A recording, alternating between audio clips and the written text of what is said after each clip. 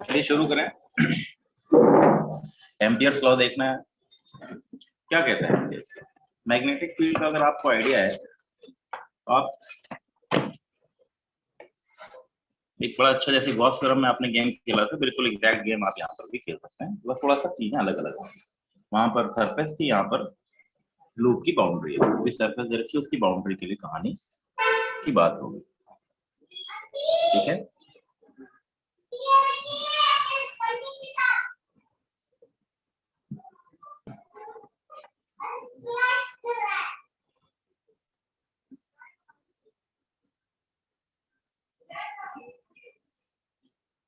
Ampere's law.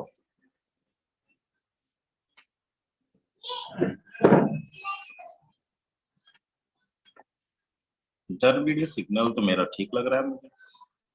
Is my video clear? बच्चों मेरा video clear है? अब सिग्नल तो मेरा सही आ रहा है। किसी को कोई डाउट दिक्कत है? हाँ सही है बेटा, दलशा शायद सिग्नल घर में प्रॉब्लम है, मुझे तो सही लग रहा है।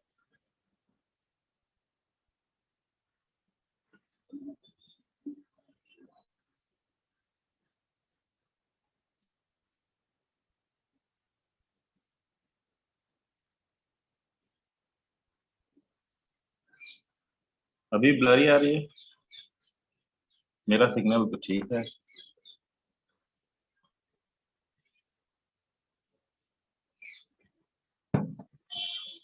हो सकती है प्रॉब्लम।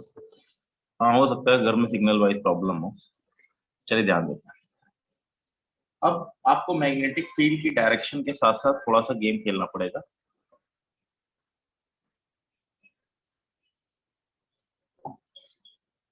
कहता है for any closed loop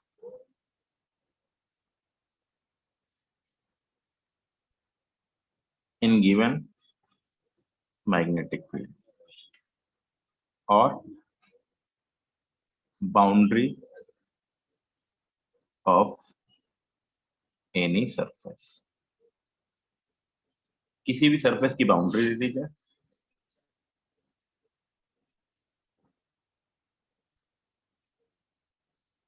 closed loop या बाउंड्री। ठीक है, ऑफ एनी सरफेस। किसी बाउंड्री की कहानी की जा रही है या किसी भी लूप के की बात की जा रही है। अब वहां पर कमरे में मैग्नेटिक फील्ड है, ये है वैल्यू डायरेक्शन वाइज। तो कहता क्या है कि एक एम्पियर्स लॉ ये बताता है कि थ्रेडिंग करंट का कंसेप्ट यूज करता है। तो पहले थ्रेडिंग करंट पता होना चाहिए।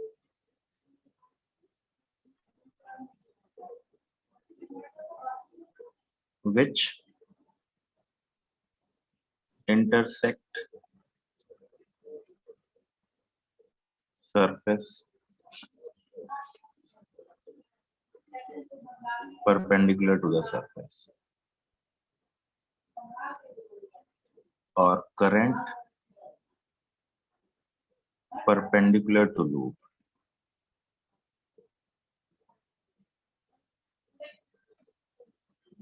प्लेन थ्रेडिंग करंट कहलाता है। मतलब अगर आपका लूप ये रह रखा है तो ये जो करंट है ये थ्रेडिंग करंट है।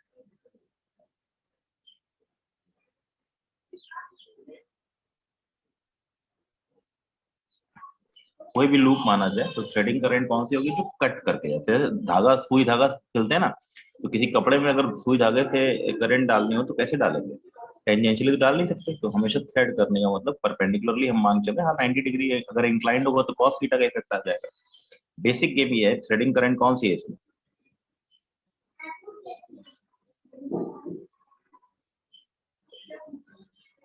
I2 and I3। I1 is not threading current. पहली बात तो यही समझनी थी। तो कोई भी लूप दे रखा हो, उस लूप की प्लेन से जो कट करके लाइनें जाएंगी, कट करके करंट्स जाएंगी, वो कहलाएंगी थ्रेडिंग करंट्स। I2 और I3 थ्रेडिंग करंट, इनमें से एक पॉजिटिव होगी एक नेगेटिव होगी। वो कैसे मालूम चलेगा? वही सर्कुलेशन वाला लूप होगा कि कैसे आपने लूप को मान रखा है। तभी हम उसके ऊपर आएंगे, धीरे धीरे वन बाय वन समझना शुरू करेंगे। तो एम्पियर्स लॉ लगेगा किसके ऊपर? कोई क्लोज लूप मानना पड़ेगा। पहले आप क्लोज सरफेस मान रहे थे, अब क्लोज सरफेस मानने के बजाय आपको क्लोज लूप मानना है। क्या करना होगा, कैसे करना होगा, अभी हम उसके ऊपर आगे आते हैं। तो क्लोज्ड लूप आपके पास अगर एक अवेलेबल है तो उसमें से सबसे पहली चीज जो आपको मालूम होनी चाहिए वो होनी चाहिए थ्रेडिंग करंट। क्लोज लूप मतलब किसी भी बाउंड्री, किसी भी सरफेस की बाउंड्री भी क्लोज लूप बनेगी। मान लीजिए मेरा हाथ ले लीजिए, मेरे हाथ का ये जो पोर्शन है ये क्लोज्ड बाउंड्री लूप बनाने वाला है, सरफेस की बाउंड्री भी लूप। और जो थ्रेडिंग करंट है वो मस्ट भी परपेंडिकुलर, अभी मान के चलना है, अगर इंक्लाइन भी होगी तो चलेगा, जे प्लेन के perpendicular.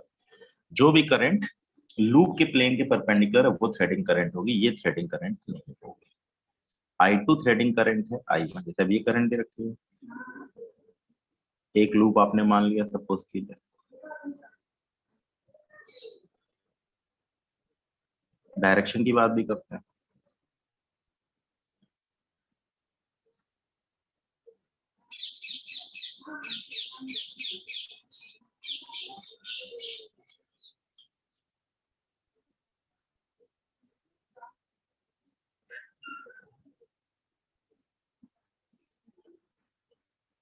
I1, I2, I3 not threading, ये दोनों threading.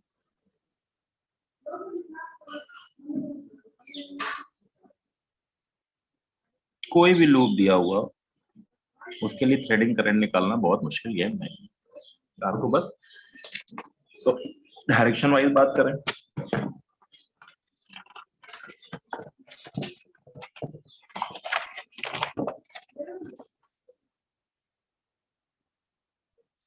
Circulation, direction of loop किसके according? According to screw rule. आपको एक लूप का सर्कुलेशन मानना पड़ेगा।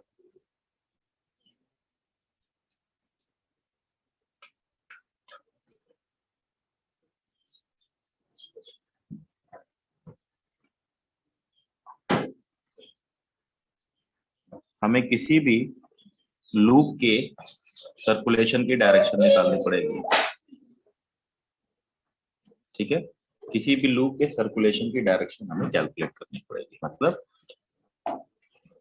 अगर लूप दे रखा है तो ये क्लोज लूप है, लेकिन लूप को आपको डायरेक्शन वाइज मानना पड़ेगा। तो आपको या तो क्लॉकवाइज या तो एंटी क्लॉकवाइज एज्यूम करना पड़ेगा।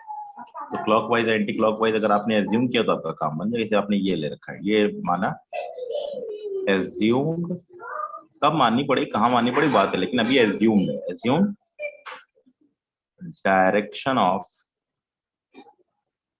सर्कुलेशन। तो इस डायरेक्शन के लिए पॉजिटिव डायरेक्शन कौन सी होगी? Clock through rule. तो for this is positive and this is negative. समझ में आया?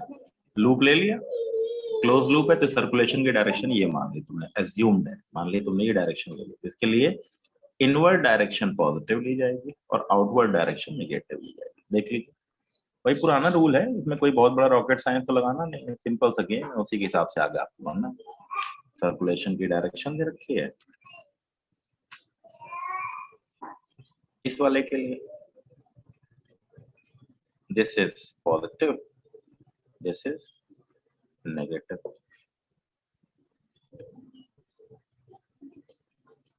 आपने सपोज कीजिए ये डायरेक्शन में,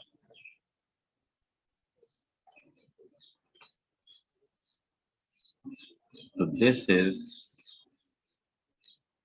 पॉजिटिव, दिस इज नेगेटिव। यहां से बाहर आ रहा है लोग, इधर अंदर जा रहा है। तो बड़ी इंपॉर्टेंट चीज है, इसको अगर डायरेक्शन ऑफ सर्कुलेशन का ध्यान रखेंगे तो गेम बन जाएगा। कहीं पे भी लूप, अब मान लो मैंने कोई भी लूप ऐसा ले रखा है, This is positive, this is negative.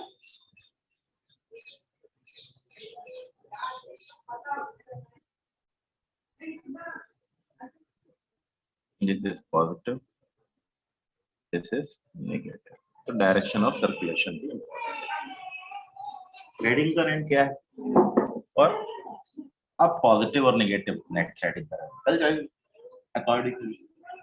अगर कोई आपसे क्वेश्चन पूछे तो थ्रेडिंग करंट की वैल्यू कैलकुलेट करना मुश्किल नहीं है, वैल्यू निकल जाएगी थ्रेडिंग करंट।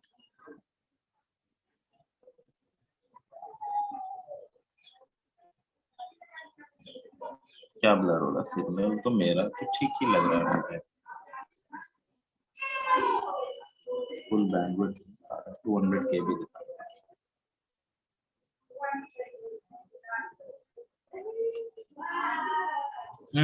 ब्लर तो क्या करूँगा, ब्लर है, मेरा तो सिग्नल ठीक लग रहा है मुझे।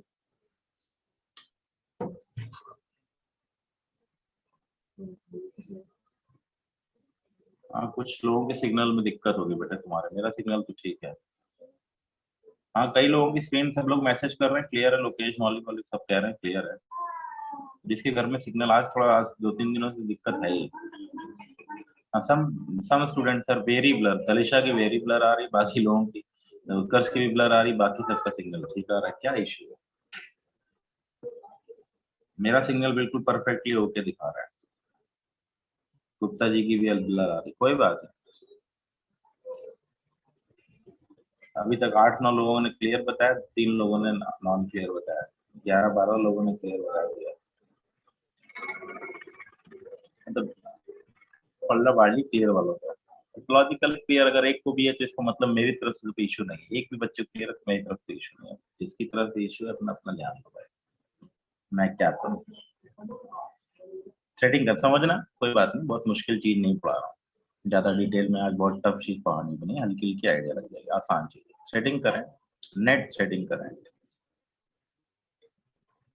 Give sign according to circulation. ठीक है, सर्कुलेशन के अकॉर्डिंग से आप नेट थ्रेडिंग करें निकाल सकते हैं। जब मैंने क्वेश्चन पूछा, ये मेरा क्लोज लूप है, लूप इसकी थ्रेडिंग करंट दे रखी है, सर्कुलेशन ही रहता है, कुछ करंट दे रखे हैं,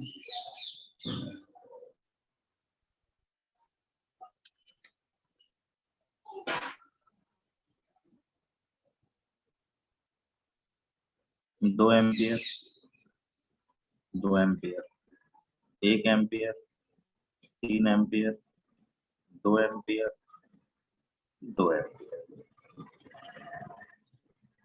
ऐसे करके। तो आई थ्रेडिंग कितनी आएगी, आई थ्रेडिंग की वैल्यू बताइए। सर्कुलेशन की डायरेक्शन मैंने ये मान रखी, इधर माननी होगी, ये हम सिखाएंगे। अभी मैंने एज्यूम कर रखी है ये सर्कुलेशन की डायरेक्शन। तो what is the threading current, net threading current की वैल्यू बताएगी according to this sign.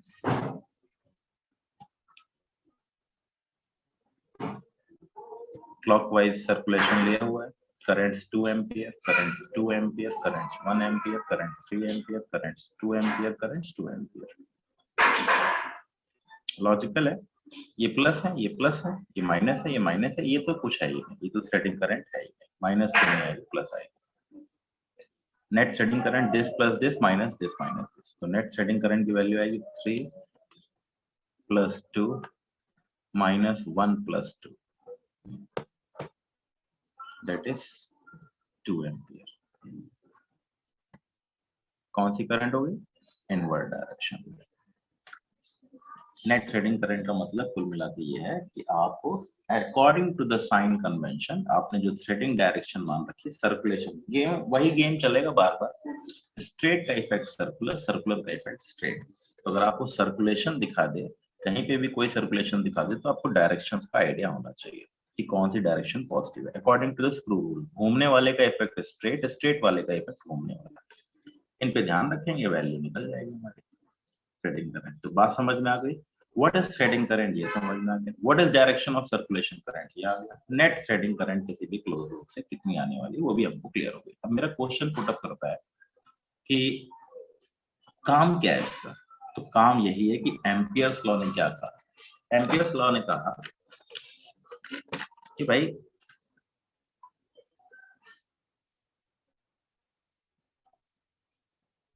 Important है, लॉ लिखना पड़ेगा आपको, बोर्ड के एग्जाम में आएगा, तो स्टेटमेंट बहुत प्रॉपर होनी चाहिए, मैथमेटिकल एक्सप्रेशन भी लिखा होना चाहिए, इसके बाद इसके ऊपर प्रूफ, सोलेनोइड टोराइड और थिक वायर तो खैर अब नहीं आता, हटा दिया सिलेबस में। थिक वायर, तीन ही चीजें, सोलेनोइड टोराइड और थिक वायर। हम तो कई सारे क्वेश्चन करेंगे, इसलिए हमको ध्यान रखना है। एम्पियर्स लॉ क्या कहता है? एम्पियर्स लॉ कहता है कि किसी भी क्लोज्ड लूप, या यूं कहूं कि बाउंड्री ऑफ सरफेस, कोई भी सरफेस उसकी बाउंड्री के लिए अगर मैं लाइन इंटीग्रल निकालूं, हम लोगों ने इलेक्ट्रिक फ्लक्स निकाला था ई डॉट डी एस, तो उसको बोलते हैं सरफेस इंटीग्रल। और अगर जब लाइन इंटीग्रल मतलब ई डॉट डी एस था, ई इंटू एरिया था, यहाँ बी इंटू एल होगा। बी इंटू एल मतलब line integral of magnetic field along the close loop. ठीक है, उस पूरे लूप के लिए कैलकुलेट करेंगे और उसकी value mu naught times I threading करेंगे। कहना क्या चाहता है, किसी भी क्लोज्ड लूप के लिए जो लाइन इंटीग्रल की वैल्यू होगी, मान लो ये डीएल ले लिया, इधर बी दे रखा है,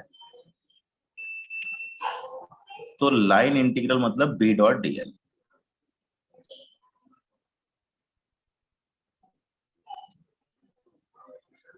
किस जगह बी डॉट डीएल की वैल्यू निकालेंगे, एरो थोड़ा सही से बना लीजिएगा।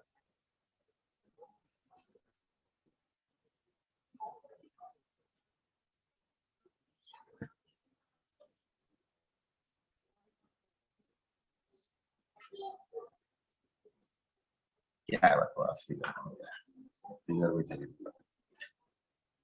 तो किसी भी क्लोज्ड लूप के लिए, लूप कैसा मानना होगा अभी देखेंगे, किसी भी क्लोज्ड लूप के लिए line integral of magnetic field that means B dot DL का सम, हर जगह के लिए बी डॉट डीएल की वैल्यू निकालो, उसका सम निकाल लो, उसकी value mu naught times I threading. क्या होता है, line integral of magnetic field across any closed loop, या इसको यूं भी लिखूं, boundary of surface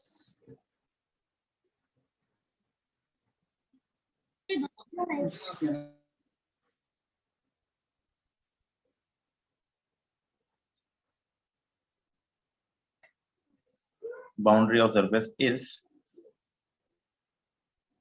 equal to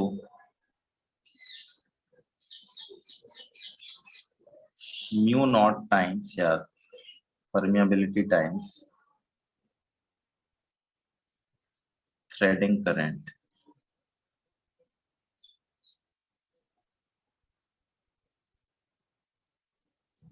through loop।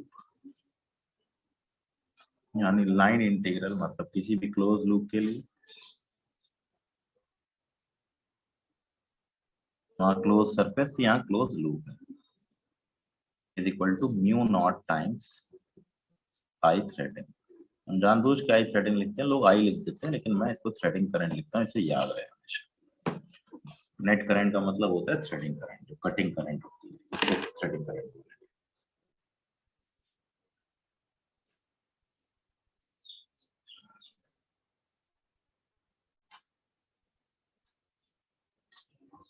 ठीक है, line integral of magnetic field across any close loop is equal to mu naught times I threading, यही मेरा Ampere's law. B dot DL, B into B dot DL क्या है, B DL cos theta. Theta है angle between B and DL length.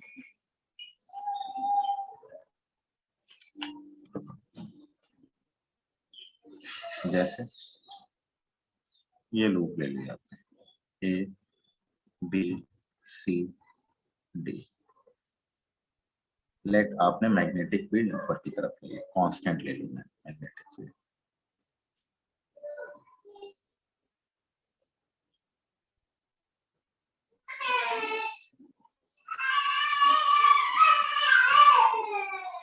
A B के लिए B D L cos 90 0। B C के लिए B D L cos 0 B into B सी।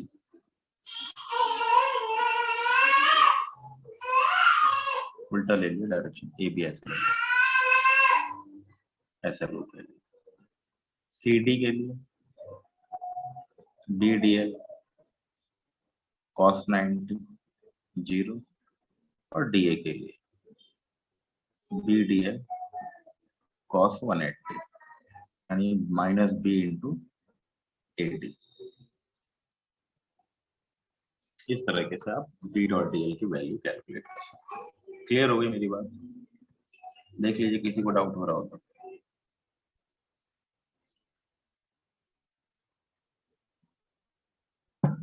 ठीक है, circular है, बी एस है,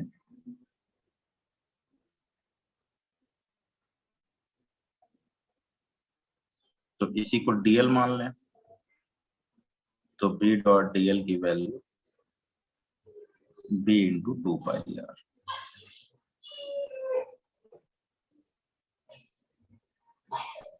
डीएल भी एक लूप मान लिया, बी की डायरेक्शन ऐसी सर्कुलर डायरेक्शन में मैग्नेटिक फील्ड। ठीक है, बी डॉट डीएल की value B into 2 pi R. ठीक है, देख लीजिए। तो एम्पियर्स लॉ का मतलब क्या है, हमें लूप मानते हो क्या ध्यान रखना है?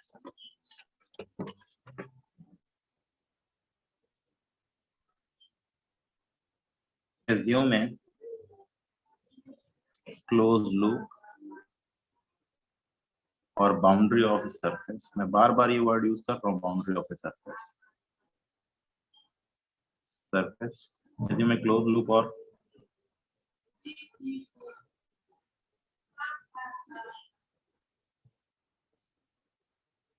in which some part B is parallel to DL and constant, तो B डॉट DL की वैल्यू आ जाएगी B into length at some part B perpendicular to D, तो B डॉट DL की वैल्यू आ जाएगी 0। हमें लूप कैसे मानना है? हमको मैग्नेटिक फील्ड मालूम है, तो हमको लूप ऐसा मानना है कि मैग्नेटिक फील्ड के अलोंग रहे पूरे में, या कुछ जगहों पे अलोंग रहे, कुछ जगहों पे परपेंडिकुलर रहे। जिस तरफ अलोंग होगा मैग्नेटिक फील्ड के उस तरफ बी इंटू लेंथ हो जाएगा, जिसके परपेंडिकुलर होगा वहां 0 हो जाएगा। हमें लूप मानते हो कि ध्यान रखना है।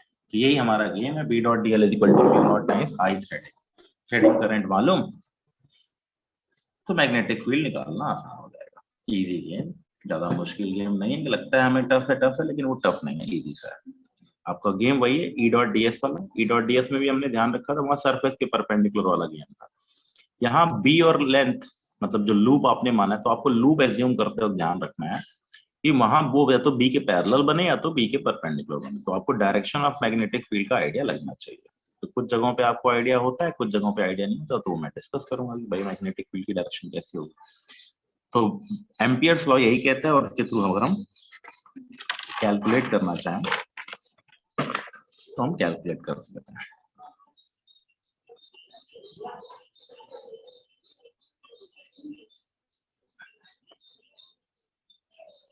Magnetic field due to very long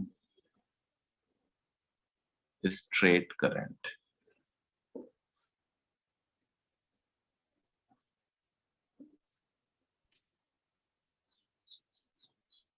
हालांकि हमको पता है mu naught upon 2 pi I by R होता है।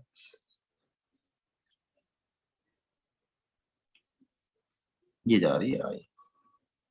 मैग्नेटिक फील्ड कैसी होगी?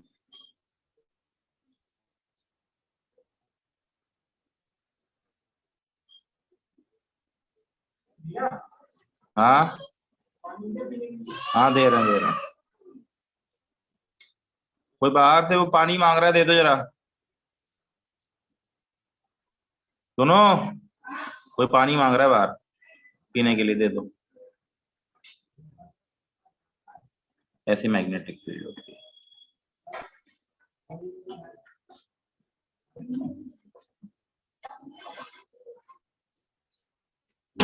ठीक है, अब किसी पॉइंट पे मैग्नेटिक फील्ड पूछ रहा है, तो यहाँ लॉजिकल है, लूप कैसा मानने में फायदा है। ठीक है, पी पॉइंट पे मैग्नेटिक फील्ड पूछ रहा है। Magnetic field at P, assume circular loop passing from P.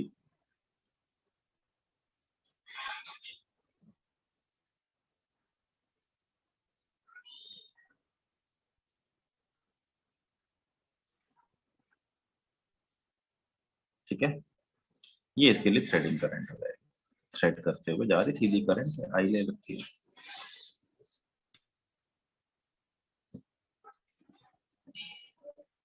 along magnetic field, तो B डॉट dl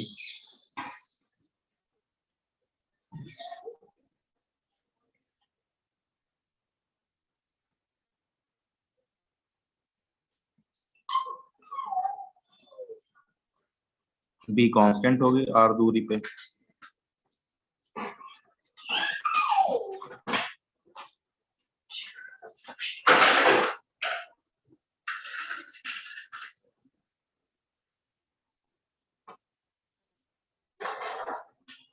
सारे के सारे पॉइंट r दूरी पे, इसलिए मैग्नेटिक फील्ड वैल्यू कांस्टेंट हो, तो B into 2 pi.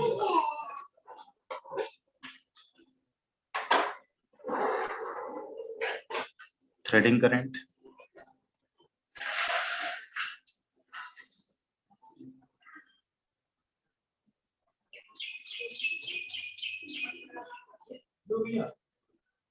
Threading current to the loop कितनी आने वाली है, आई थ्रेडिंग बराबर आई, पूरी करंट ही जा रही है, थ्रेडिंग करंट है, लूप है, ये लूप ले रखा है, इसे बिल्कुल सरफेस से परपेंडिकुलर कट करके जा रही है, सेंटर से पास हो।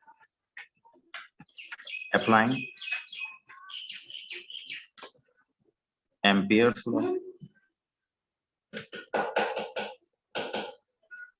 B dot dl is equal to mu naught times I threading,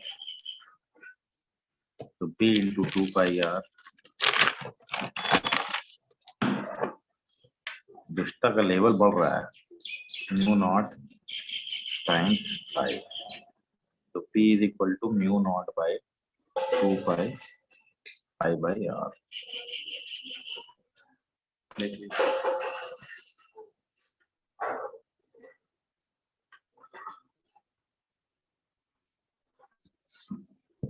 ठीक है, किसी को कोई समस्या,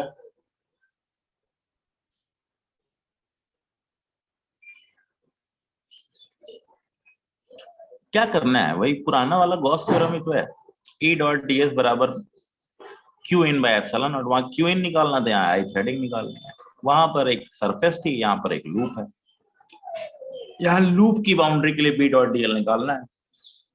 B डॉट dl की वैल्यू दो ही आने वाली है, या तो B इंटू लेंथ आने वाली है, या तो B 0 आने वाली है। अगर वो लूप और मैग्नेटिक फील्ड दोनों पैरेलल हो गए तो B इंटू लेंथ आ जाएगा। अगर दोनों परपेंडिकुलर हो गए, लेंथ मतलब लूप के अलॉन्ग चल रहे हैं आप, किसी रास्ते पाथ की बात हो रही है, पाथ, अगर चलने का पाथ और magnetic field along the line है, तब तो B डॉट dl की वैल्यू P इंटू लेंथ हो जाएगी। अगर चलने का पाथ और मैग्नेटिक फील्ड आपस में परपेंडिकुलर है, तब B डॉट dl की वैल्यू क्या हो जाएगी, 0 हो जाएगी। क्लियर हो गई मेरी बात, सबको समझ में आ गया। अब ऐसे ही हमको कुछ प्रूफ करने इंपॉर्टेंट है, सोलोनाइड के, टोरॉइड के, थिक वायर के, और क्वेश्चन पूछे जाते हैं, आते भी, और उस पर न्यूमेरिकल कैसे बनेंगे, मैग्नेटिक फील्ड चलो निकाल ही लेते हो तुम लोग, लेकिन मैग्नेटिक फील्ड का वैल्यू सॉल्व करने का तरीका पता होना चाहिए। मैग्नेटिक फील्ड, या एक काम करते हैं, पहले चलो मैं अभी क्वेश्चन एक साथ करूंगा। Magnetic field due to solenoid ideal लिया गया है। आइडियल सोलेनॉइड क्या होता है? whose length is large enough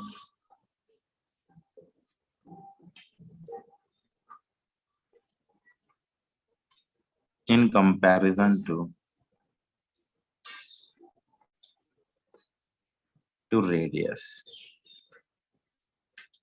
and tightly wound।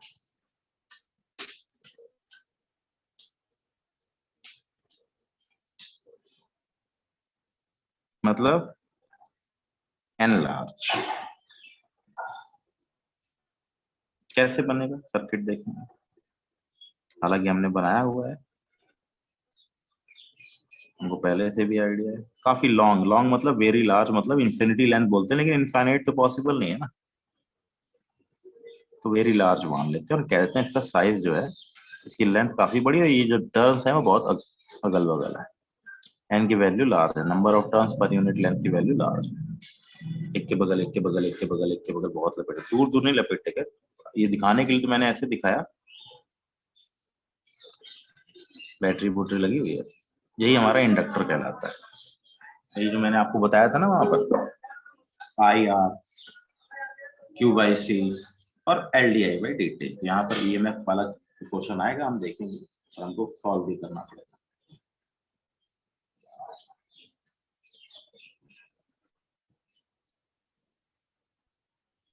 ठीक है,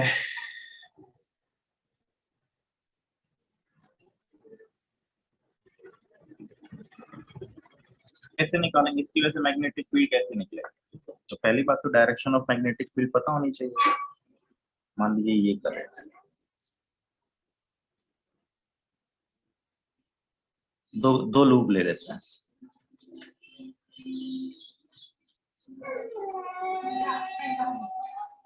मैग्नेटिक फील्ड का टर्न कैसा होगा?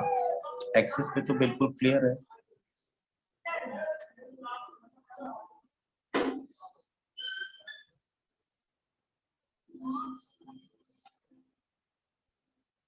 दो लूप एक के बगल एक दिखाया, सिंगल लूप का फिगर तो बना ही रखा था। अगर एक के बगल एक टाइटली बांधते चले जाए तो ये लूप कैसा बनता चला जाएगा, ये लाइनें कैसे निकलती चली जाएगी।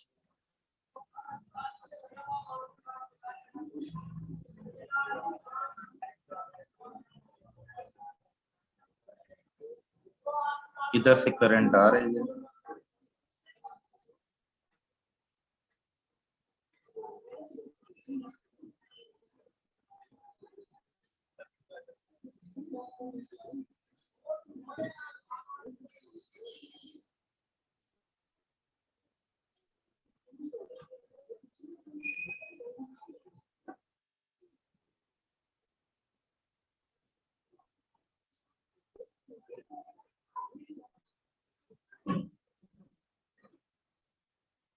इधर लूप से करंट अंदर जा रहे हैं।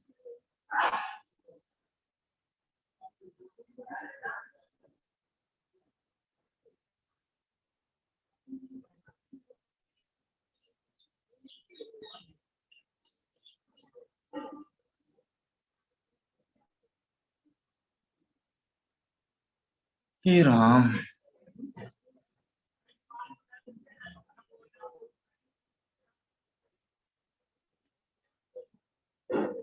खूब सारे टर्म्स, बहुत सारे टर्म्स। ठीक है, तो मैग्नेटिक फील्ड कैसे निकालेंगे? बिल्कुल स्ट्रेट लाइन।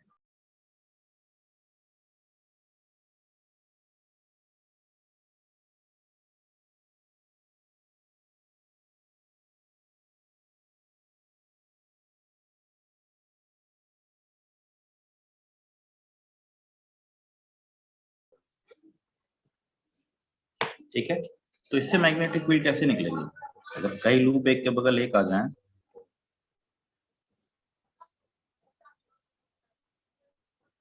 तो इनसे लाइनें कुछ कुछ ऐसे निकलेंगे। अगर वेरी लॉन्ग ले लिया जाए, इनफाइनाइट सोलेनॉइड ले लिया जाए, या लार्ज या आइडियल, तो लाइनें बिल्कुल स्ट्रेट निकलेंगे और बाहर बी की वैल्यू हो जाएगी 0, यूनिफॉर्म। ठीक है, किसी को डाउट हो तो पूछ लीजिए भाई, मुझे लगता नहीं डाउट होना चाहिए। है क्या किसी को डाउट? कैसे बनी देखा ना, करंट ऐसे दे रखे हैं तो मैग्नेटिक फील्ड कुछ ऐसी निकल करके गई। फिगर बना लीजिएगा सारे, नहीं याद नहीं रहेगा। इनफाइनाइट या आइडियल सोलेनोइड, एक कई सारे सर्कुलर लूप एक के बगैर है। जो हीटिंग रॉड होती है ना, हीटिंग रॉड जो घरों में लगी होती है, उसमें एक रॉड होती है, उसके ऊपर तार लपेटी होती है। दैट इज, अपनी सिंपल तार लो, इस पे वायर लपेट तो बन गया सोलेनोइड। अंदर कुछ मैग्नेटिक मटेरियल वटेरियल डाल देते हैं जिससे उसका सोलेनोइड अच्छा होता है। सोलेनोइड भी बोल देते हैं इसको, इंडक्टर भी बोलते हैं। It is a device which is used in electronics components, capacitor, resistance, inductor, battery और उसके अलावा सेमीकंडक्टर डिवाइसेस, वो तो बहुत सारे हैं। चिप विप, पीएन जंक्शन है, डायोड, ट्रांजिस्टर, वही है। तो बेसिक कंपोनेंट्स हमारे पास यही देखने को मिलते हैं। आगे दो और लास्ट में पढ़ेंगे, वो होंगे डायोड, तो इसका क्या इफेक्ट होगा वो बाद में डिस्कस करेंगे, लेकिन अभी तो फिलहाल हमको इसके सोलोनाइट के बारे में आइडिया होना चाहिए। सोलोनाइट के अंदर मैग्नेटिक फील्ड यूनिफॉर्म है। अब मुझे बताओ कि मुझे क्लोज लूप मानना है, मुझे अंदर मैग्नेटिक फील्ड निकालनी है, तो मुझे क्लोज लूप मानना है जिसके अंदर से करंट जा भी रही हो, करंट जा भी रही हो, मतलब थ्रेडिंग करंट भी मिले। तो मैं कैसा लूप मानूं बच्चों आपके हिसाब से? इस फिगर को देख के मुझे लूप मानना है, तो लूप मानना होगा जिसके अंदर थ्रेडिंग करंट भी दिखाई दे, मतलब करंट कट कुट करके लूप को जाए, वो भी चाहिए मुझे। तो किसको माना जाए बताइए?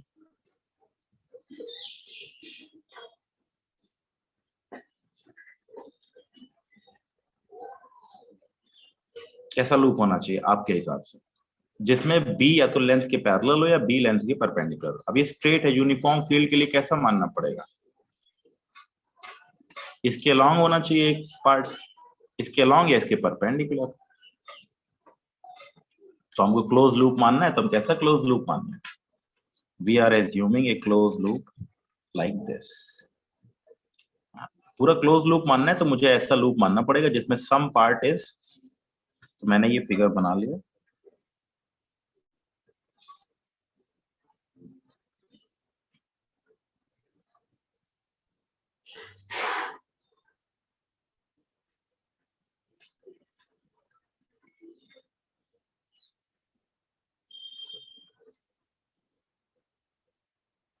तो मैंने लूप माना कुछ A B C D, A B C D और डी। इसके अंदर कुछ थ्रेडिंग करंट देखने को मिले।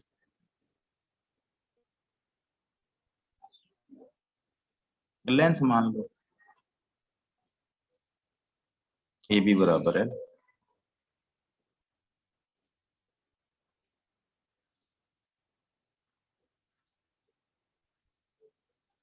कि नहीं? तो भाई बात समझ में कुछ कुछ आ गई?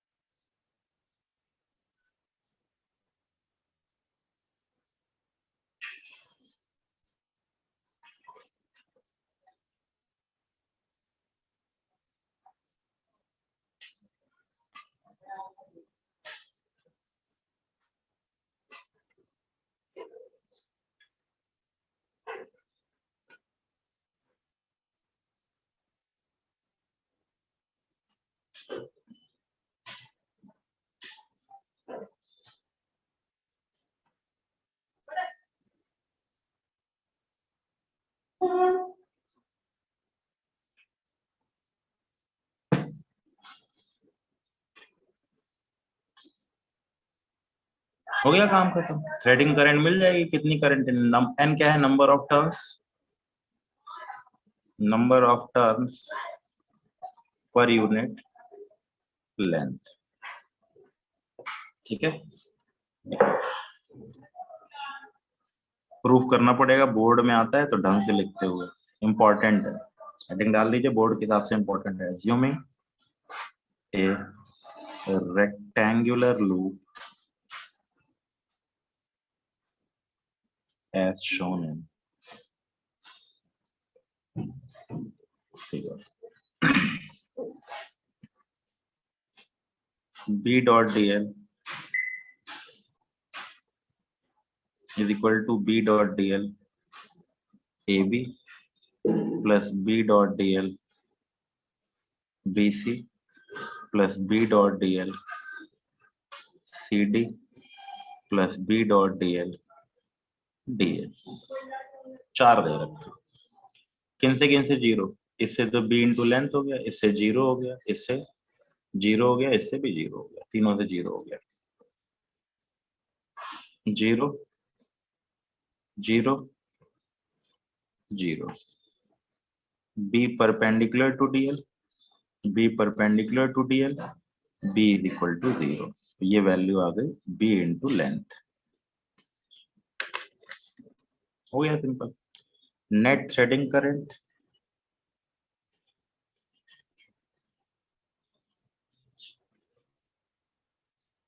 Net threading current N into L, number of turns into I, total turns in L length। भाई पर यूनिट लेंथ पे N है तो L लेंथ पे NL टर्न्स आएंगे, कितनी करंट अंदर आ रही है, ये सब करंट है थ्रेडिंग करंट। देख लो, आउटवर्ड पॉजिटिव है, सब पॉजिटिव पॉजिटिव, ये वाली तो ले नहीं रहे।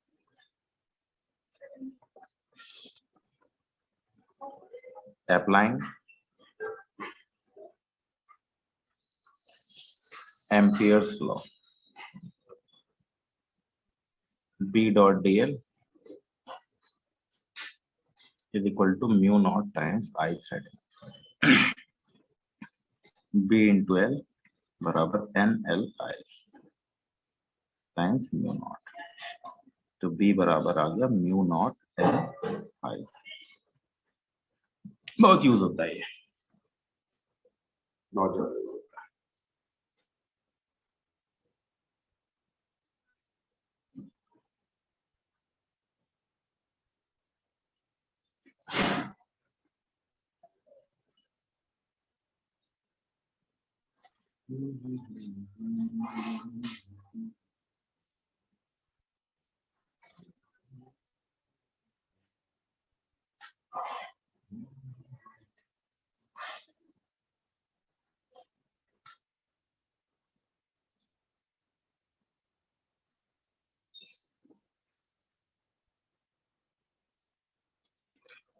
क्लियर हो गया, किसी कोई डाउट, देख लीजिए।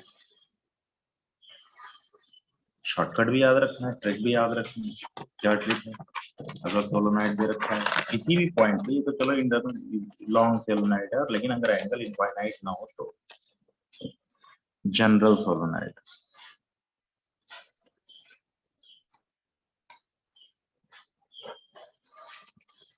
प्रूफ कर सकते हैं, जैसे मैंने पहले प्रूफ कराया था,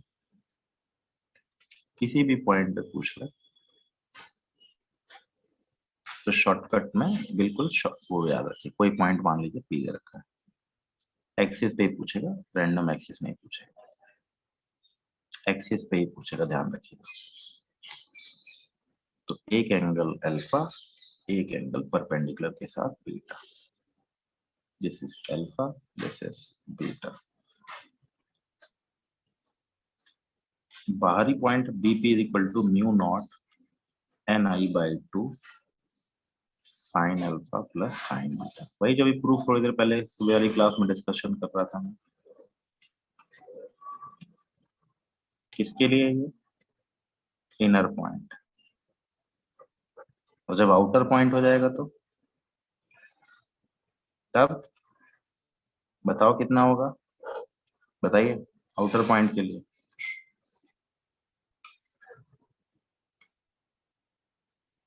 sign beta minus sine alpha का मॉड, बड़ी वाली वैल्यू में छोटी वाली वैल्यू डालो, डायरेक्शन तो अपने आप बस।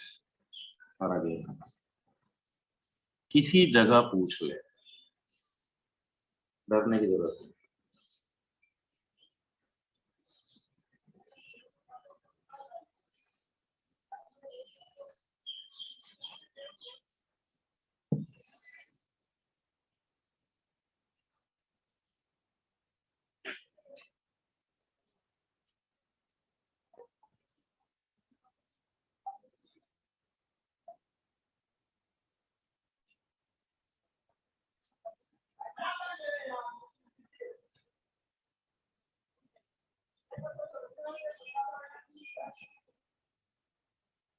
ठीक है,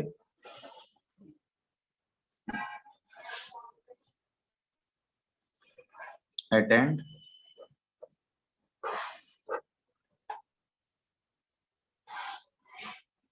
क्या होगी बी की वैल्यू, अल्फा बराबर 0 डिग्री, बीटा बराबर 90 डिग्री। तो बी पी की वैल्यू हो गई mu naught N I by 2 sine 0 plus sine 90 mu naught N I by at corner. बाहरी पॉइंट हो तो बाहरी पॉइंट पे निकाल लो, इनर पॉइंट हो तो इनर पॉइंट पे निकाल लो, जिस पॉइंट पे पूछे उस पॉइंट पे निकाल लो। ठीक है,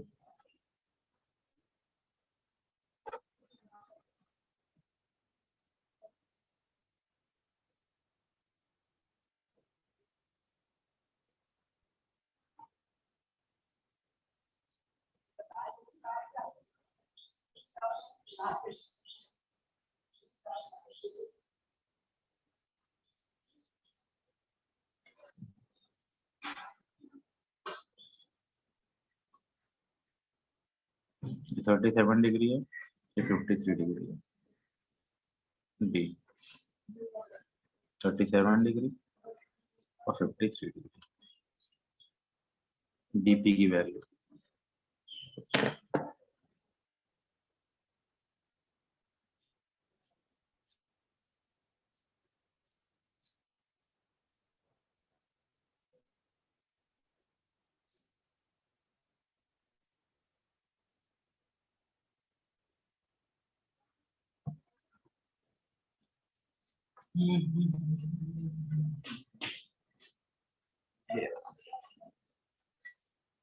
क्या है वैल्यू,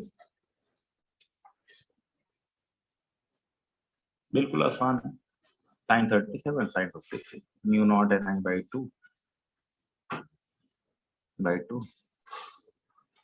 साइन 37 प्लस साइन 53, ऐसा कुछ है बोल। तो mu naught N I by 2 into 3 plus 4 7/5 7 mu naught N I by 10 DP की वैल्यू। ऐसे क्वेश्चन दिखाई दें तो ध्यान रखिएगा, उस पर न्यूमेरिकल तो नहीं पूछेगा, इस पे म्यू नॉट नहीं, हाँ इसको यूज कर लेगा कहीं तो, कैसे भी क्या मूव कराया, पार्टिकल चलाया, ये किया वो किया। सोलोनाइट का दूसरा रूप टोराइड है। सोलोनाइट लिया, उसको घुमा दिया, ट्यूब बना दी। सोलोनाइट लिया, एक खाली पाइप लिया, पाइप पे तार लपेट दी, अब पाइप को घुमा दिया, टोराइड बना दिया, उसको टोराइड बोल देते हैं।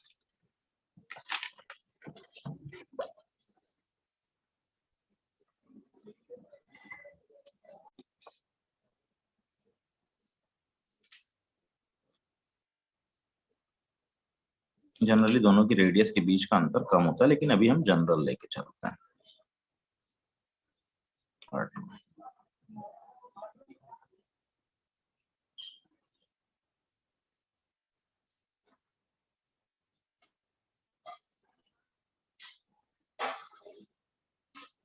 पूरे में लिपटी हुई है,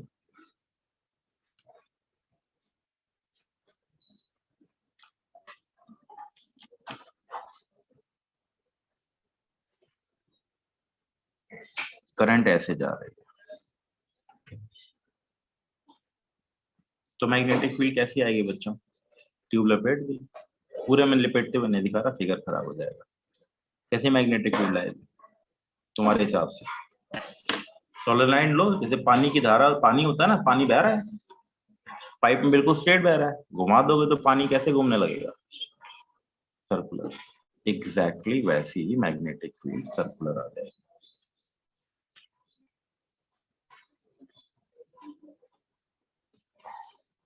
बी, कुछ ऐसी मैग्नेटिक फील्ड देखने को मिलेगी, circular magnetic field between two radius, दोनों के बीच में। तो जनरल रेडियस आर पे पूछे तो क्लोज लूप मानो, एन है टोटल टर्न्स, ठीक है,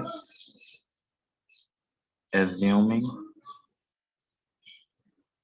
circular loop of radius R from P point. मान लो किसी पॉइंट पी पे पूछ रहा है मैग्नेटिक फील्ड, तो बी डॉट डी एल बराबर B into 2 pi R, shortcut में लिख दिया, as B parallel to D L and B is equal to constant, ठीक है। नेट थ्रेडिंग करंट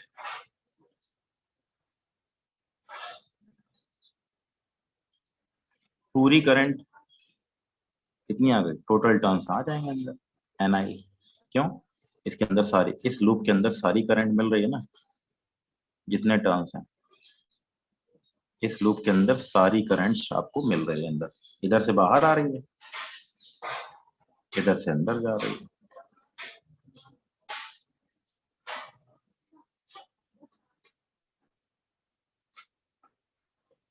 ठीक है। तो नेट करंट हो गई अप्लाई एम्पियर्स लॉ।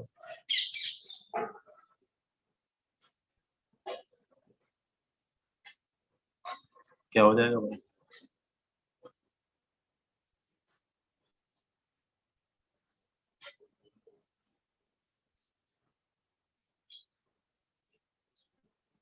ठीक है, एम्पियर्स लॉ लगा दिया, क्या हो जाएगा? म्यू नॉट आई थ्रेडिंग, तो बी इंटू 2 पाई आर बराबर mu naught total current N I. तो बी की वैल्यू हो गई mu naught by 2 pi N I by R, किसी भी general point. If R1 is equivalent to R2 is nearly equivalent to R, तो number of turns हो गए n by 2 pi are, तो B हो गया म्यू नॉट एन आई। ये number of turns per unit length है, टर्न्स पर यूनिट लेंथ, देख लीजिए, कोई डाउट हो तो पूछ लीजिए। तो राइट भी है कि इस पे भी बात कर लेता है।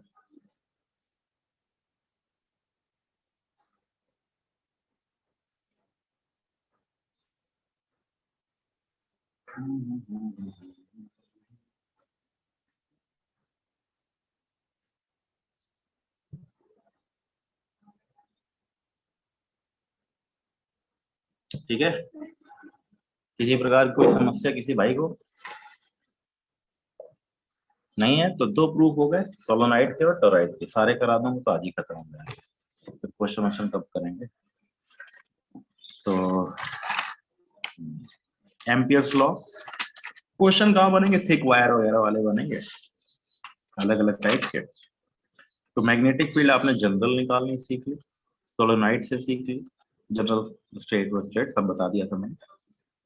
सोलोनाइड टोराइड, टोराइड वाइड का यूज कुछ नहीं, बस यूज कर ले कहीं तो कहीं कर ले। बेसिक फॉर्मूला ये याद रखिएगा, किताबें ये दे देती हैं, म्यू नॉट एन आई। वो केस है स्पेशल, कब? जब R1 और R2 के बीच में दूरी बहुत कम हो, नेग्लिजिबल दूरी हो, मतलब बहुत पतला, थिन टोराइड हो। थिन टोराइड मतलब volume, thickness of the toroid क्या कह लेंगे, थिकनेस नेग्लेजिबल। थिकनेस जब नेग्लेजिबल होगी तो हम ये वाला केस उठा के देख लेंगे। क्लियर हो गई मेरी बात? ठीक है, आगे बढ़े। टाइम है ये अपने पास, वो बताना ना, अब तो टाइम नहीं है तो ठीक वायर तो नहीं। चलो एक दो क्वेश्चन इसके ऊपर। टोराइड पे तो क्या क्वेश्चन करेंगे, सीधा फॉर्मूला है, वैल्यू पुट कर लेंगे। इनके फॉर्मूले को यूज करता है, याद रखिएगा। सोलोनाइड वगैरह पे क्वेश्चन पूछने की संभावना ना के बराबर है। इनका यूज कर लेगा। हाँ, ये वाले पूछ सकता है रैंडमली किसी पॉइंट पे, किस पॉइंट पे मैग्नेटिक फील्ड, बाहरी पॉइंट, इस पॉइंट, एक्स पॉइंट, तो एंगल वेंगल बना के शायद वो क्वेश्चन पूछ ले, तो बात अलग है। अदरवाइज पूछने की संभावना ना के बराबर है। यूज कर लेगा मैग्नेटिक फील्ड को कहीं ना किसी को प्रॉब्लम के तौर पे। इस वाली वायर पे चार्ज पार्टिकल को प्रोजेक्ट कर देगा, फोर्स वोर्स पूछ लेगा, किधर जाएगा, कैसे जाएगा। तो इसका बेसिक ये B is equal to mu naught N I by 2 pi R, याद रखिएगा। एन क्या है, टोटल टर्न्स है। स्मॉल एन क्या है, number of turns per unit length. Mu naught N I के बराबर जनरली किताबें बता देती हैं, लेकिन इसको आप रटिए नहीं, यही होगा। नहीं, होती है वैल्यू। एन टोटल टर्न्स है, आई करंट है, और आर उसकी रेडियस, पॉइंट की रेडियस, जिस पॉइंट पे बात कर रहा है। इनर रेडियस R1 है और outer radius R2। Magnetic field इसकी वजह से निकालने के लिए पूछ लेता है। ये दोनों प्रूफ इंपॉर्टेंट है बोर्ड के लिए। थिक वायर वाला देख लूंगा इस साल सिलेबस में है कि नहीं, अगर हुआ तो फिर बताऊं, कराऊंगा तो है ही, लेकिन प्रूफ के तौर पे है कि नहीं पता नहीं। कल डिस्कस तो करके सॉल्व करेंगे ही करेंगे। ठीक है,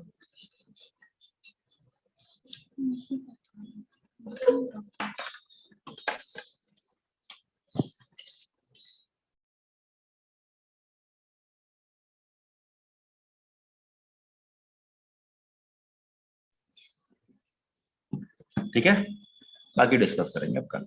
आज इतना ही रखते हैं। तो इसके बाद वाला टॉपिक जो मेन है थिक वायर वाला, उसमें वायर क्रॉस सेक्शन वगैरह देख के हमको उसके हिसाब से वैल्यू करना पड़ेगा। ठीक है, बाकी का आज के लिए सेवा से।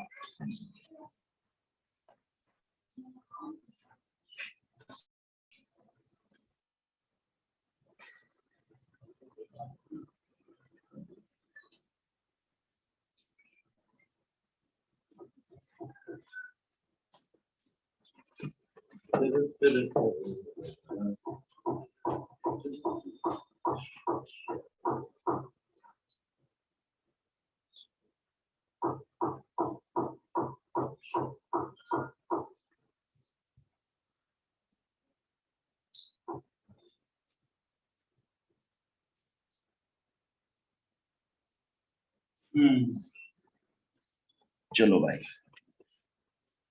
शुरू किया जाए।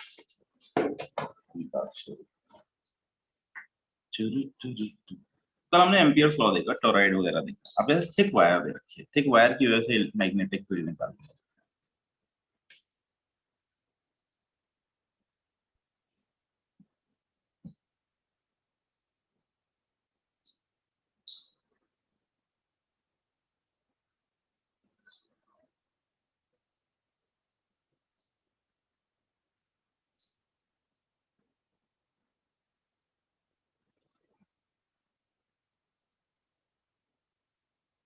बहुत थिक सी वायर है, उसकी वजह से मैग्नेटिक फील्ड निकालनी है। सपोज कीजिए क्रॉस सेक्शन दे रखा है इसका,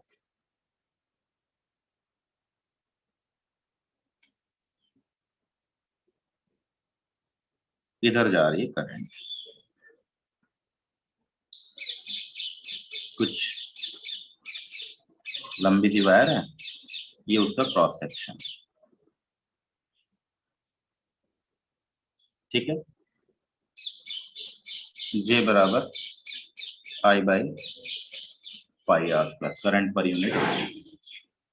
इसकी वजह से मैग्नेटिक फील्ड सर्कुलर वायर के रूप में देखने को मिलेगी, सर्कुलर लूप के रूप में देखने को मिलेगी, अंदर भी और बाहर। पूरा सर्कल नहीं बना रहा हूं।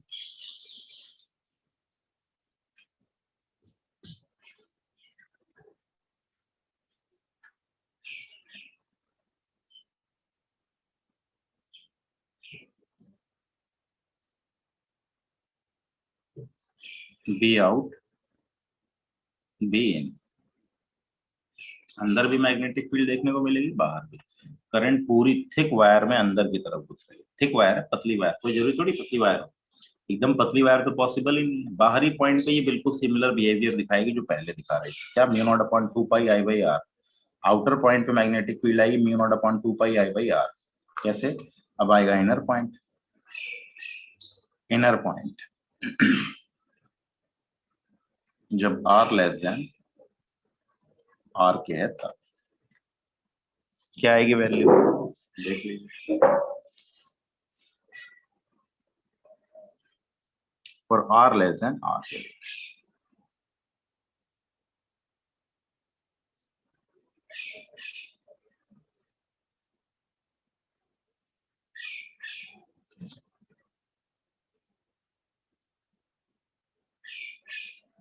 assuming circular loop of radius small r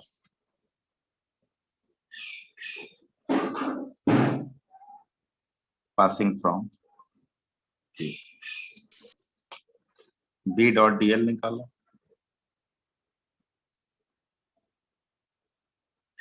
B into 2 pi r।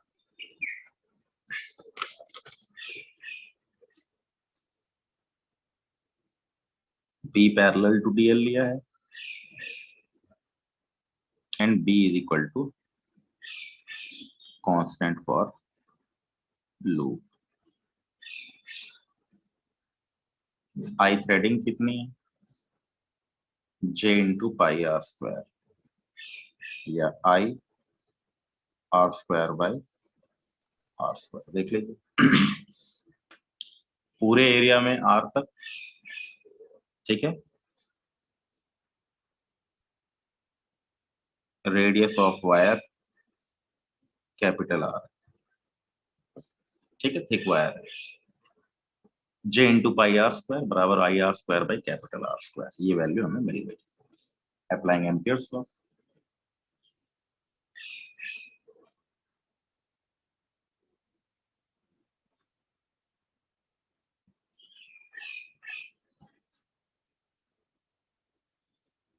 Mu naught I T,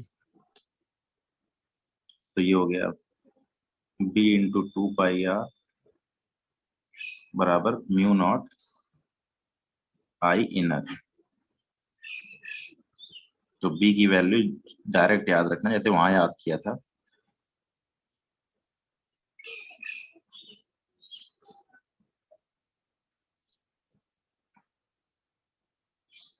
या दूसरा जनरल फॉर्मूला बन गया, आर से आर कट गया, mu naught I R square by R square, या B बराबर mu naught by 2 pi I R by R square.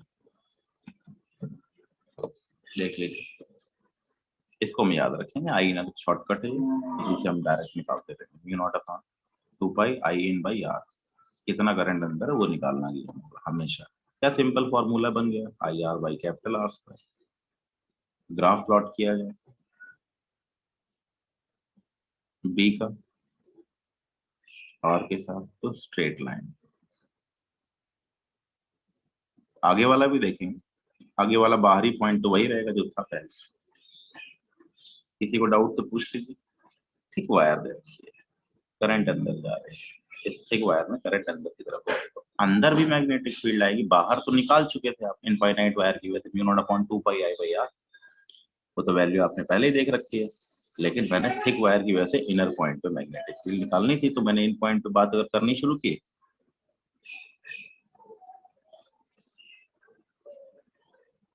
तो मैंने अंदर वाली करंट ले ली, इतना एरिया लगभग। इस वाले एरिया में कितनी करंट आएगी वो निकाल ली भाई। पाई आर स्क्वायर एरिया में आई करंट है, तो इसमें कितनी करंट होगी। जे के टर्म में भी आंसर आ सकता है, आई इन निकालना है, जे के टर्म में आंसर आ जाएगा J R square by R, ठीक है ना। जे आर स्क्वायर ले लेंगे, जे की वैल्यू पता होनी चाहिए, तो इसका दूसरा फॉर्मूला ही बन जाएगा।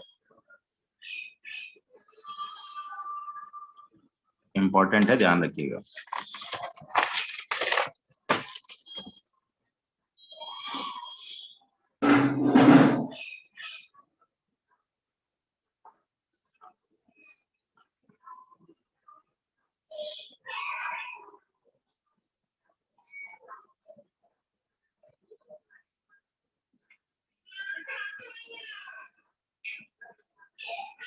और जनरल फॉर्मूला ये भी बन गया।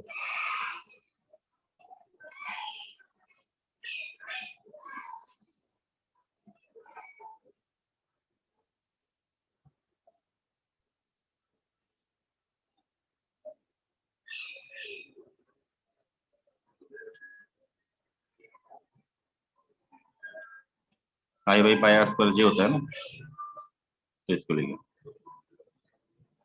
along tangent।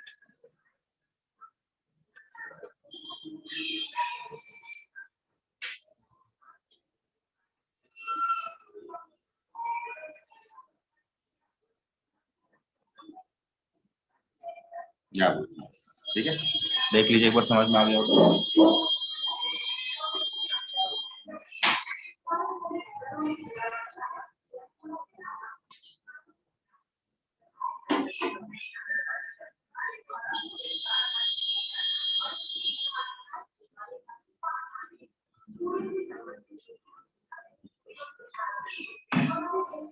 ठीक है,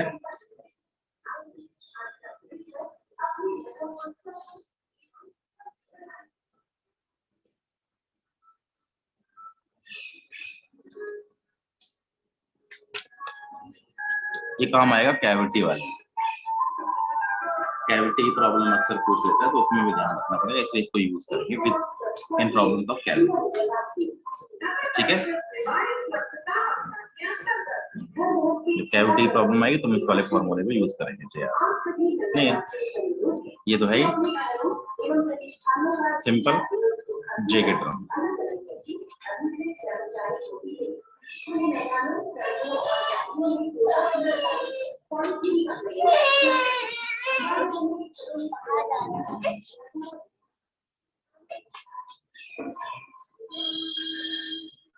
आर ग्रेटर देन आर ले लो। इस केस में पूरी करंट अंदर आएगी,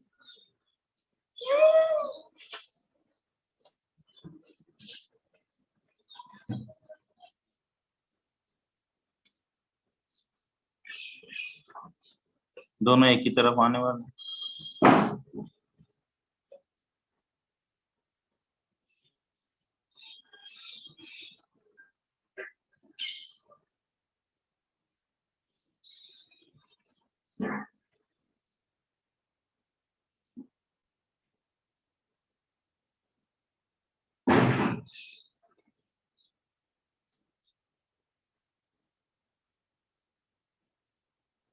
सर्कुलर लूप को कंसीडर कर लिया।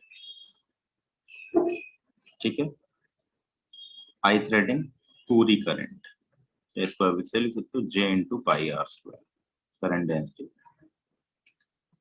तो बी डॉट डी एल बराबर म्यू नॉट आई थ्रेडिंग, तो बी इंटू 2 पाई आर बराबर म्यू नॉट आई, तो बी बराबर mu naught upon 2 pi I by R. ये पहले ही पढ़ चुका है, बाहरी पॉइंट पे सिंपल गेम है। देख लीजिए ग्राफ कैसा बनेगा।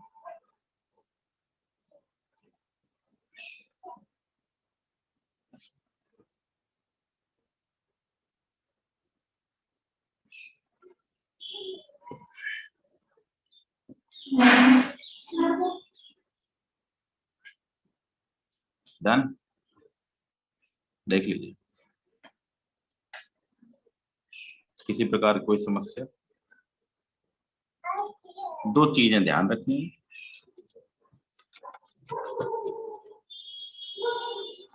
एट एनी पॉइंट ऐसे याद रखना, बी बराबर mu naught upon 2 pi I in by R. किस तरफ आएगा?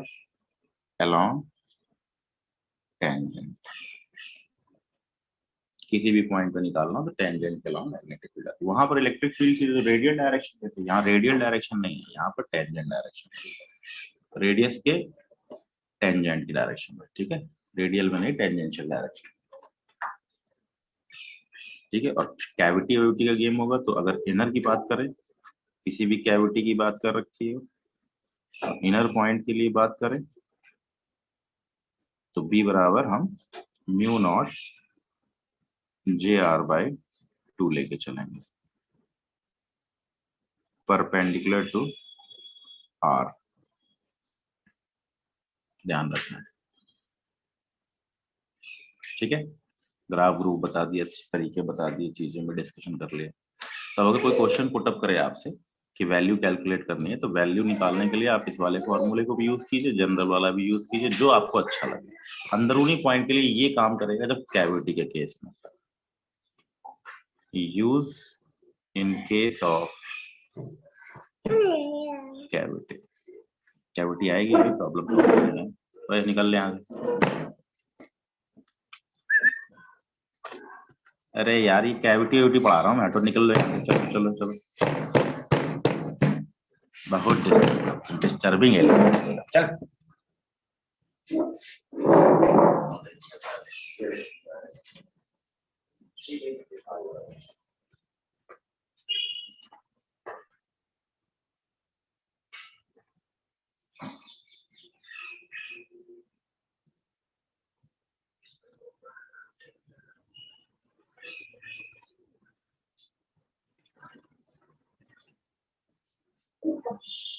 देखते हैं, जो प्रॉब्लम करेंगे तो आइडिया लगेगा।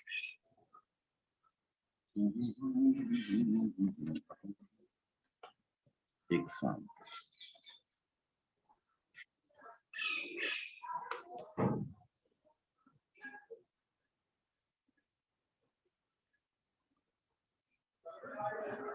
करंट कुछ ही दी हुई है।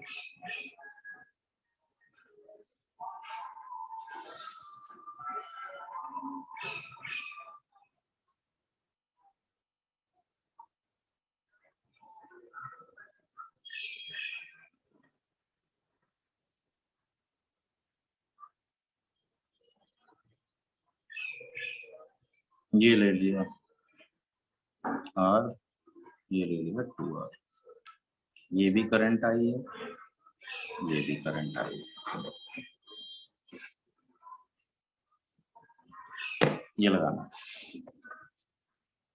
Find magnetic field at clockwise anti clockwise बताइएगा, ठीक है। एट R बराबर R/2, एट R बराबर 3R/2। बाहरी पॉइंट पे तो पूछना, चलो R बराबर 3R, इन तीनों पॉइंट्स पे मैग्नेटिक फील्ड निकालने। पहले आप एक बार ट्राई कीजिए, तो मुझे बताइए क्या करना है। तरीका समझ में आ गया ना? ये करंट, ये करंट, ये भी आई करंट, ये भी आई करंट, कुल मिला के ये अप्लाई करना। 0.2 पाई IN/R। इन मतलब उसके अंदर कितनी करंट, उस रेडियस के अंदर tangential current.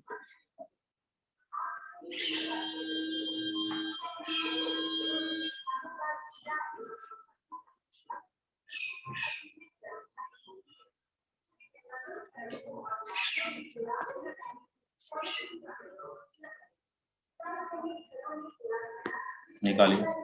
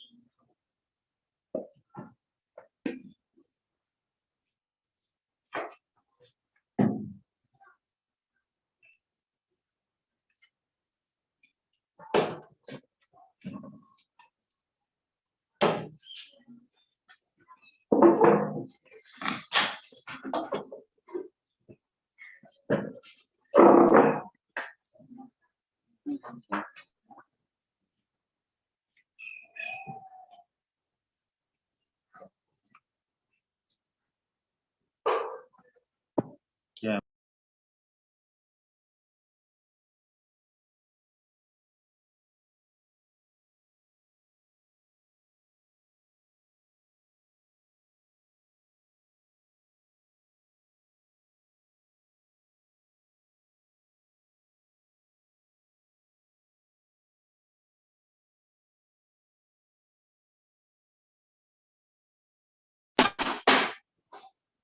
Are square to capital R by two, R square to 3r by two, और आर स्क्वायर टू 3r। ऐसा क्वेश्चन हम लोग ने पहले भी जो किया हुआ याद होगा ना, ई बराबर K Q in by R square.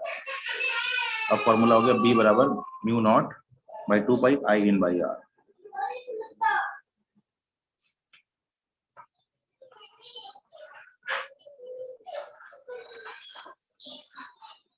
कितनी करंट अंदर आएगी आर बाई 2 रेडियस में, I pi R square by 4 upon pi R square.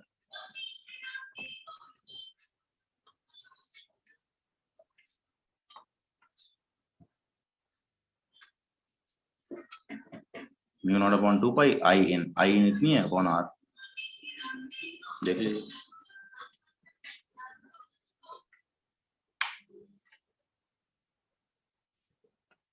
बराबर mu naught upon 4 pi I by R. पहला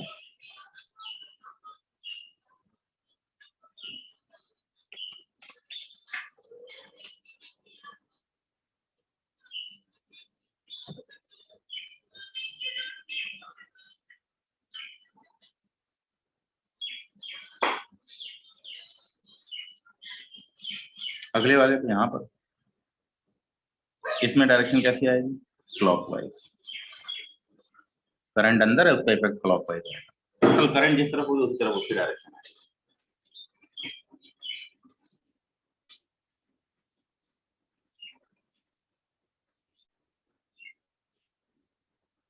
ठीक है, जिधर नेट करंट आएगी उसी के अकॉर्डिंग लूप की डायरेक्शन होने वाली है। क्लॉकवाइज एंटी क्लॉकवाइज जिस पॉइंट पे बात करेगा जो बात करेंगे। सेकंड पॉइंट इस पॉइंट पे आता है, कितनी करंट है, बी बराबर म्यू नॉट अपॉन 2 पाई, ठीक है, आई माइनस आई 3r बाई 2 का square minus R square by 2r का स्क्वायर माइनस आर स्क्वायर। इतनी करंट, ये वाली तो अंदर वाली है और ये वाली बाहर वाली है। ये प्लस होगी तो ये माइनस होगी, ये बड़ी है ये छोटी है, तो इसका मतलब अपॉन में 3r बाई 2 क्लॉकवाइज। देख लीजिए, किसी को डाउट हो रहा हो तो पूछ लीजिए, कोई ऐसा समस्या की बात नहीं।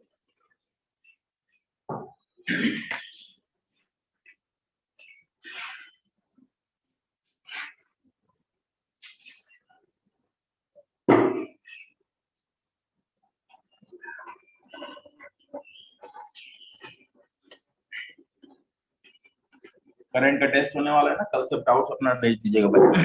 सभी लोग ग्रुप पे डाउट भेज दीजिएगा, ग्रुप स्कूल में हाँ चल जाएगा, व्हाट्सएप पे देखिएगा। बाकी लेते आएगा।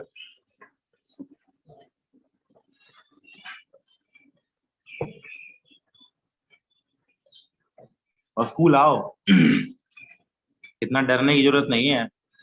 जिंदगी में डर की काम कहाँ तक काम चलेगा। मान लो ये तो छोटी सी बीमारी है, जॉम्बीज वाला आ जाए तो क्या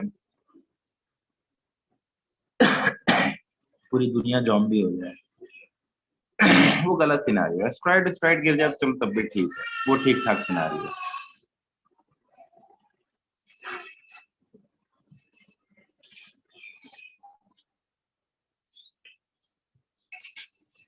कितना है ये, उसका तुम्हारी कहानी ऐसी रहेगी, जॉम्बीज होते ही नहीं है ना, होते नहीं है, हो जाए तो कुछ भी हो सकता है, कुछ भी, एनीथिंग एनीथिंग कैन। चलो ध्यान दें, इसकी वैल्यू निकल, ये समझ में आया कि नहीं आया। टोटल करंट निकाल ली थी, मुद्दे की बात क्या, mu naught upon 2 pi I in by R करना है। मुद्दे की बात तो ये है, कैविटी का गेम होगा तब जे वाला गेम खेलेंगे, जे वाला गेम खेलेंगे, आई वाला गेम खेलेंगे, whatever you want to gate.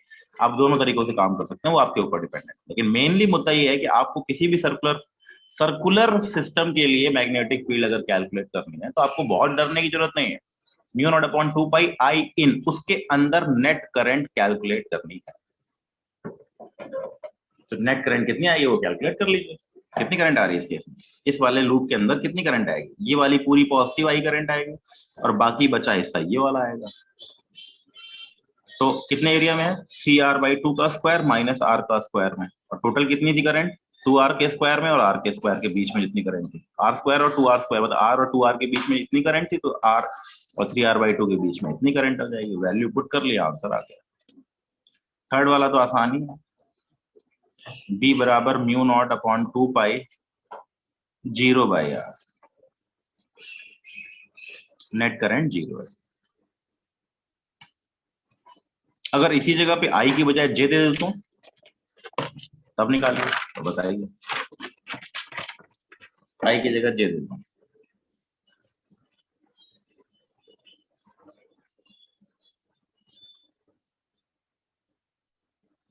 जे, ये भी करंट डेंसिटी जे दे रखी है, जे, आर ले लिया, 2r ले लिया, find magnetic field at r बराबर r/2,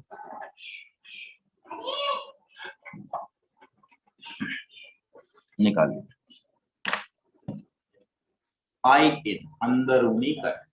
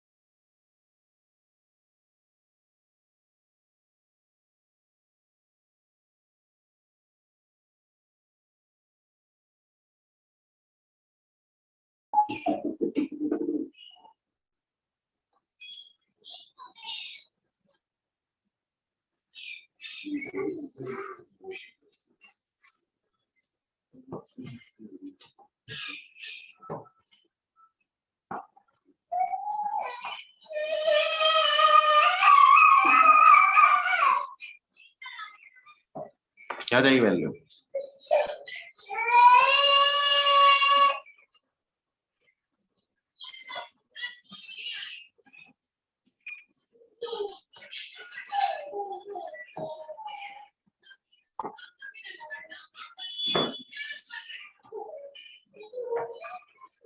करंट रेडियस,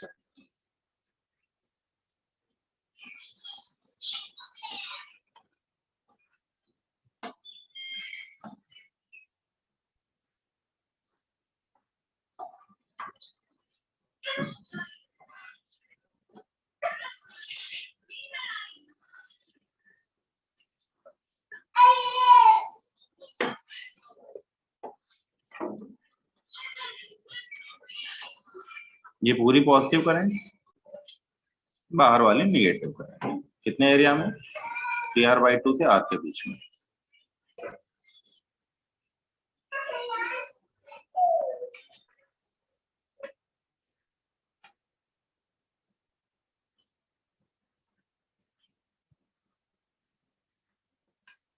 ये क्लॉकवाइज है, ये वैल्यू बड़ी है क्या, 9/4 - 1, हाँ 1 से बड़ी है, 9/4 1 से बड़ी है, इधर आएगी।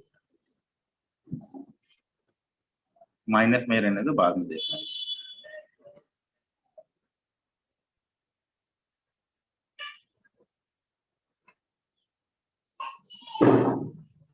एंटी क्लॉकवाइज, ये करंट बढ़ी है, ये भी करंट बढ़ी है, जो करंट बढ़ी है उसका इफेक्ट देखा, ये वैल्यू बढ़ी है, ये वैल्यू छोटी है। तो मैंने सिंपली इस वाली करंट को निकाला J into pi R square, फिर ये वाली करंट निकाली J इंटू जितना एरिया आ रहा है उसके हिसाब से निकाल लीजिए, देख लीजिए।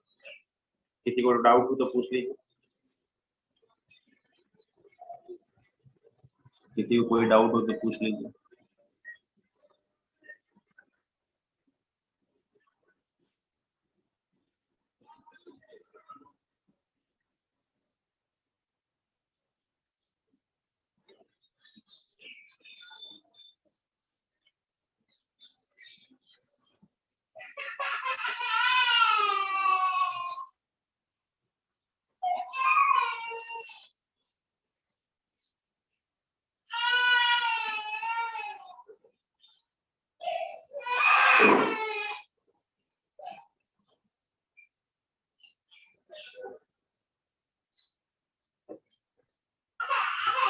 ठीक है, कोई डाउट? टोटल करंट निकालना है, मुद्दे की बात, रेशियो प्रोपोर्शनेट का गेम खेल के, चाहे वो जे दे रखा हो चाहे वो आई दे रखा हो, करंट की वैल्यू निकाली जा सकती है। एक और कर लेते हैं, फिर आते हैं क्या होती है।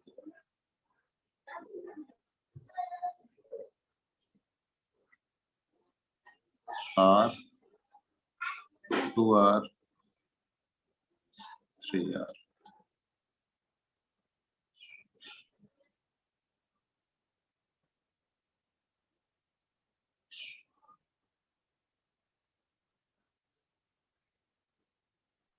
J 2J J J 2J J, density current density R बराबर R/2, R बराबर 3R/2, R बराबर 5R/2, R बराबर 4R। इन जगहों पे बताना, निकालें और बताएं, सॉल्व कीजिए।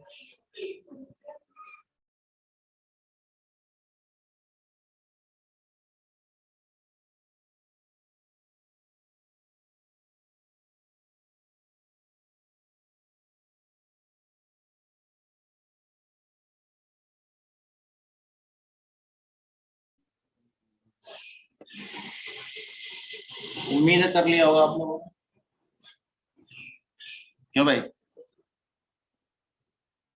वैल्यू लिखनी है, J 2J 3J plus minus का ध्यान रखते हुए, वैल्यू प्लस आए तो क्लॉकवाइज, एंटी क्लॉकवाइज माइनस। तो B R/2, B बराबर म्यू नॉट अपॉन 2 पाई J इंटू पाई R/2 का whole square by R/2, R बराबर 3R/2, B बराबर mu naught by 2 pi 1/3R/2, current निकाल ली J into pi R square minus 2J into pi 3R/2 का square minus R square by 2R का square minus R का square, R बराबर 5R/2 पे B बराबर mu naught by 2 pi I by 5R/2 J into pi R square minus 2J into pi, तो फिर ये नीचे कैसे आ गया, J तो है, J इंटू पाई 2R का square minus R square plus J into 5R/2 का स्क्वायर माइनस 2R का square, by value plus minus, plus तो क्लॉकवाइज, एंटी माइनस तो एंटी क्लॉकवाइज। R बराबर 4R पे B बराबर mu naught by 2 pi I/4R this plus this वाली होगी J into कितनी रेडियस 3R, 3R का स्क्वायर माइनस R का स्क्वायर, करंट आ जाएगी। देख लीजिए, किसी को डाउट हो तो पूछ लीजिए।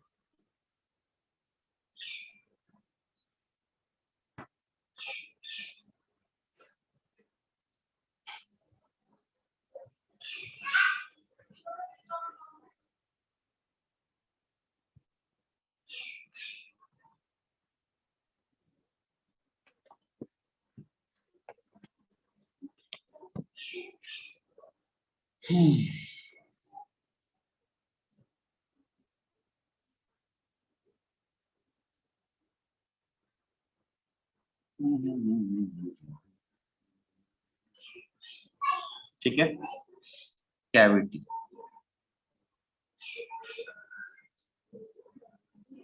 एज्यूम, कैविटी वही पुराना गेम है, as combination of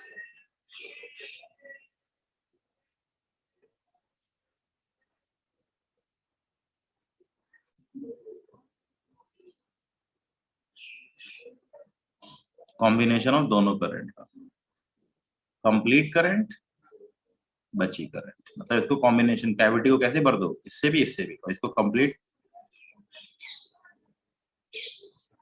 one as taken as complete current and other is taken as cavity current. Find resultant field at any point. Cavity कई बार कर चुके हैं हम लोग, बहुत बार कैविटी कर चुके हैं। कैविटी का इफेक्ट ए प्लस माइनस बना दिया। पहले बात तो कैविटी के अंदर पूछेगा, फर्स्ट इनसाइड कैविटी कांस्टेंट आएगी,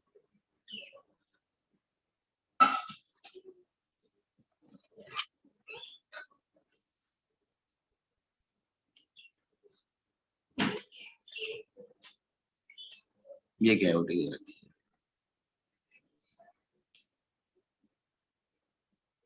किसी भी पॉइंट पे पूछे हम वैल्यू निकाल सकते हैं। ठीक है, ये वैल्यू हमेशा एक ही तरफ आएगी, टेंजेंट के नाम, ये है ना टेंजेंट। तो पहली बात तो ये पता होना चाहिए कि पूरे के पूरे क्लास में यूनिफॉर्म मैग्नेटिक फील्ड पैदा होगा। लिख लीजिए, इनसाइड कैविटी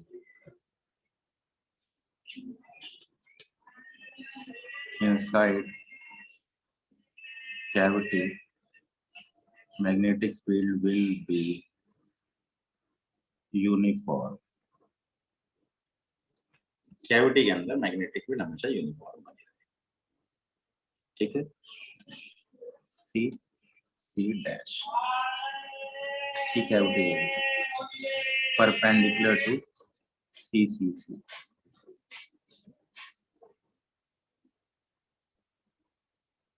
हमेशा परपेंडिकुलर टू C होगी, और ये वैल्यू बहुत सिंपल से निकलेगी, P बराबर mu naught by 2 J C prove भी कर देते हैं। कोई भी रैंडम ले लेंगे, उसका रिजल्ट है, मान लो तुमने, नोट कर लीजिए, याद रखना, mu naught by 2 J C ये मतलब इसकी सेंटर और इसकी कैविटी का सेंटर। काफी कुछ हम लोग कैविटी वाली बात कर चुके हैं ना पहले, तो आपको आइडिया तो होगा इसी का मतलब क्या होगा, दोनों को सेंटर मिलाने वाली लाइन के परपेंडिकुलर डायरेक्शन में। ठीक है, परपेंडिकुलर टू C ये भी ध्यान रखना, उसमें अलोंग होता था, इसमें अलोंग नहीं, इसमें टेंजेंशियल डायरेक्शन में आएगी, मैग्नेटिक फील्ड हमेशा टेंजेंशियल डायरेक्शन में होती है, तो टेंजेंशियल डायरेक्शन के हिसाब से ध्यान रख लेंगे, उसके हिसाब से कैलकुलेट भी कर लेंगे वैल्यू उसकी। कोई दिक्कत मुझे नहीं लगता, कोई दिक्कत होगी। प्रूफ करते, एक बार आप लोग प्रूफ करिए, देखिए प्रूफ कर सकते हैं क्या, रैंडम पॉइंट उठाए,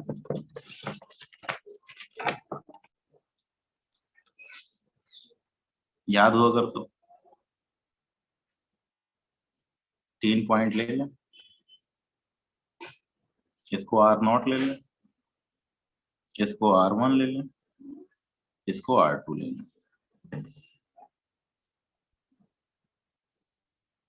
अब यहाँ R1 R2 R3 थोड़ी ऐड होते हैं, यहाँ पर तो परपेंडिकुलर डायरेक्शन में आएंगे मैग्नेटिक फील्ड। इसकी वजह से आएगी B1 और इसकी वजह से आएगी B2। मैंने ये डायरेक्शन मान रखी, तो कंप्लीट को ये मान लिया और इसको डॉटेड मान लिया, तो इसकी वजह से बाहर आने वाली है, बाहर की तरफ, तो इसकी वजह से कैविटी का इफेक्ट, बी बॉडी का इफेक्ट, कैविटी का इफेक्ट, दोनों का रिजल्टेंट निकालेंगे तो देखने पे मिलेगा, रिजल्टेंट आएगा बी रिजल्टेंट।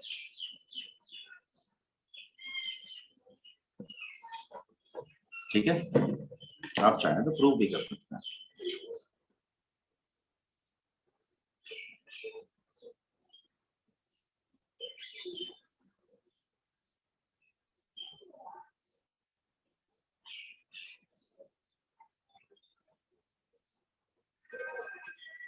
किसी भाई कोई डाउट?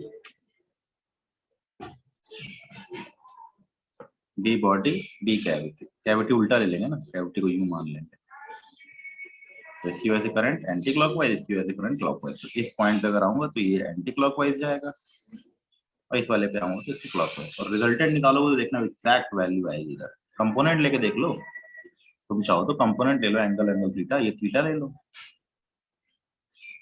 ये थीटा हो जाएगा, ये 90 बाय थीटा, ये थीटा, ये थीटा हो जाएगा, ये बनेगा B body sine theta. Sine theta की वैल्यू निकालो कितनी आ रही है, sine theta simple right angle triangle भी ले लो, साइन थीटा की वैल्यू दिस बाय दिस आ जाएगी, सॉल्व करोगे तो कैंसिल हो जाएगा, और वैल्यू तो R1 आई, R1 कट जाएगा, म्यू नॉट फॉर्मूला लगाते ना, JR, mu naught JR1 by 2 into sine theta, sine theta की वैल्यू कितनी हो जाएगी, R2 by R1, R1 cut जाएगा, mu naught J by R2 by this, ये भी इतना ही आएगा, ये कंपोनेंट कैंसिल हो जाएगा, मैग्नेटिक फील्ड इस तरफ आ जाएगी। रिजल्ट चाहो तो प्रूव कर लो, रिजल्ट के तरीके से याद रखो, बस क्या दिक्कत है। तो कैविटी के परपेंडिकुलर होती है, ये ध्यान रखना कि सेंटर ऑफ लाइन को मिलाने वाली लाइन के परपेंडिकुलर आने वाली, सिंपल गेम नहीं है ये। अब किसी जनरल पॉइंट पे पूछ लो, मान लो करंट डेंसिटी J दे रखी है और एक कैविटी दे रखी है, ये इसकी रेडियस R/4, ठीक है, इस पॉइंट पे मैग्नेटिक फील्ड, चलो इस पॉइंट पे निकाल लेते हैं, P पॉइंट पे मैग्नेटिक फील्ड बताइए, calculate magnetic field at point P, निकालिए और बताइए।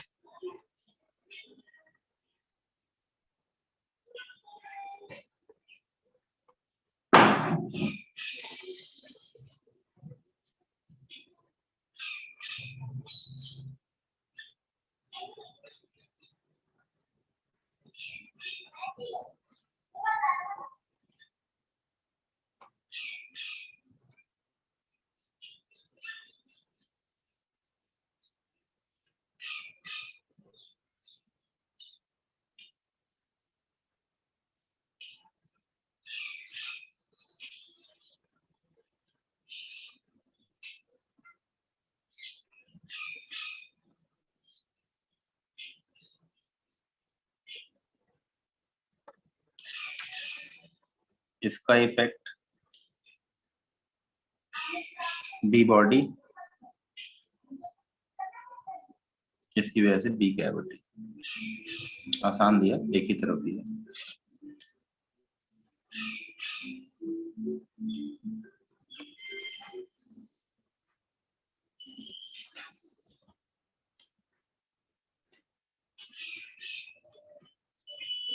To R minus R/4, 7R/4,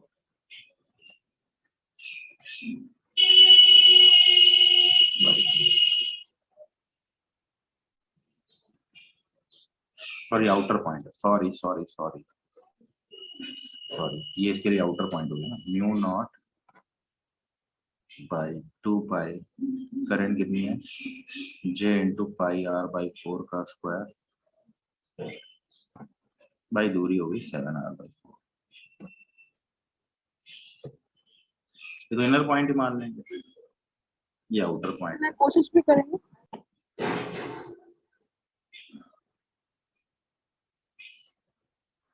क्या हो गया अंजलि, काफी कोशिश हो रही है, कोई बात नहीं।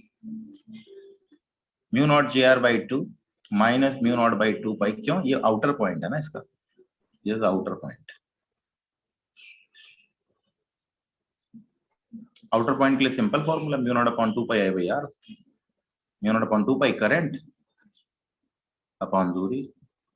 इनर पॉइंट अलग गेम, आउटर पॉइंट अलग गेम, इसके लिए इनर पॉइंट है, इसके लिए आउटर पॉइंट है। तो इनर पे सिंपल फॉर्मूला जैसे भी निकालो, कुल मिला के मुद्दे की बात क्या, कंप्लीट बॉडी की वजह से इसके ऊपर कोई नहीं अंजलि बेटे, होता रहता है, जरूरी है, हमारे यहाँ भी तो होता रहता है, देखो ना चिंकी पिंकी पसार, कोई बात नहीं, पढ़ाई में ध्यान रखो बस। स्कूल आओगे अंजलि, अंजलि स्कूल आओगे, क्या राय है तुम्हारी स्कूल आने के बारे में अंजलि बेटे? अच्छा ठीक है, मतलब आओ थोड़ा रुक के, ठीक है कोई बात नहीं, सब लोग कोशिश कीजिए स्कूल पहुंचने की। चलो स्कूल चले, चलो अब स्कूल चलते हैं। एक और प्रॉब्लम दे रहा हूँ, निकालिएगा, ऐसी दे रखी है डराने के लिए, कैविटी यहाँ बना रखी है, ऊपर की तरफ करंट जा रही है, फिगर डराने के लिए दिया गया, ये कैविटी है।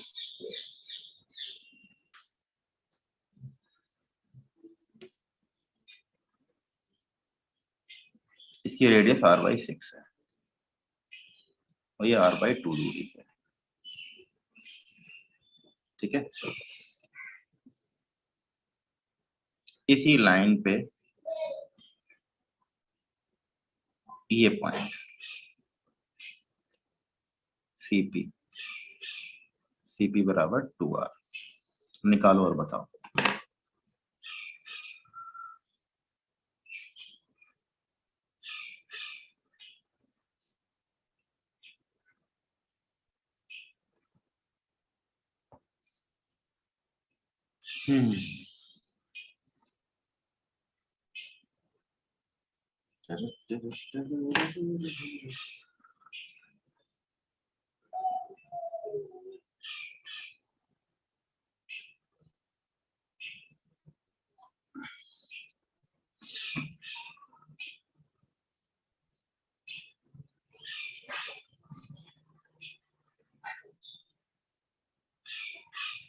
दोनों के लिए बाहरी पॉइंट करंट निकाल लो, आइए करंट मान लो, अब क्या करंट दी हुई है,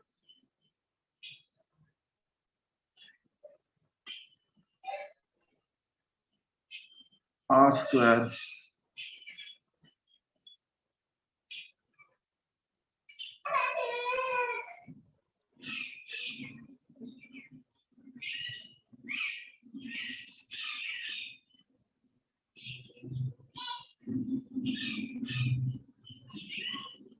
ये जरूरी था, लेकिन कितनी कितनी करंट होगी,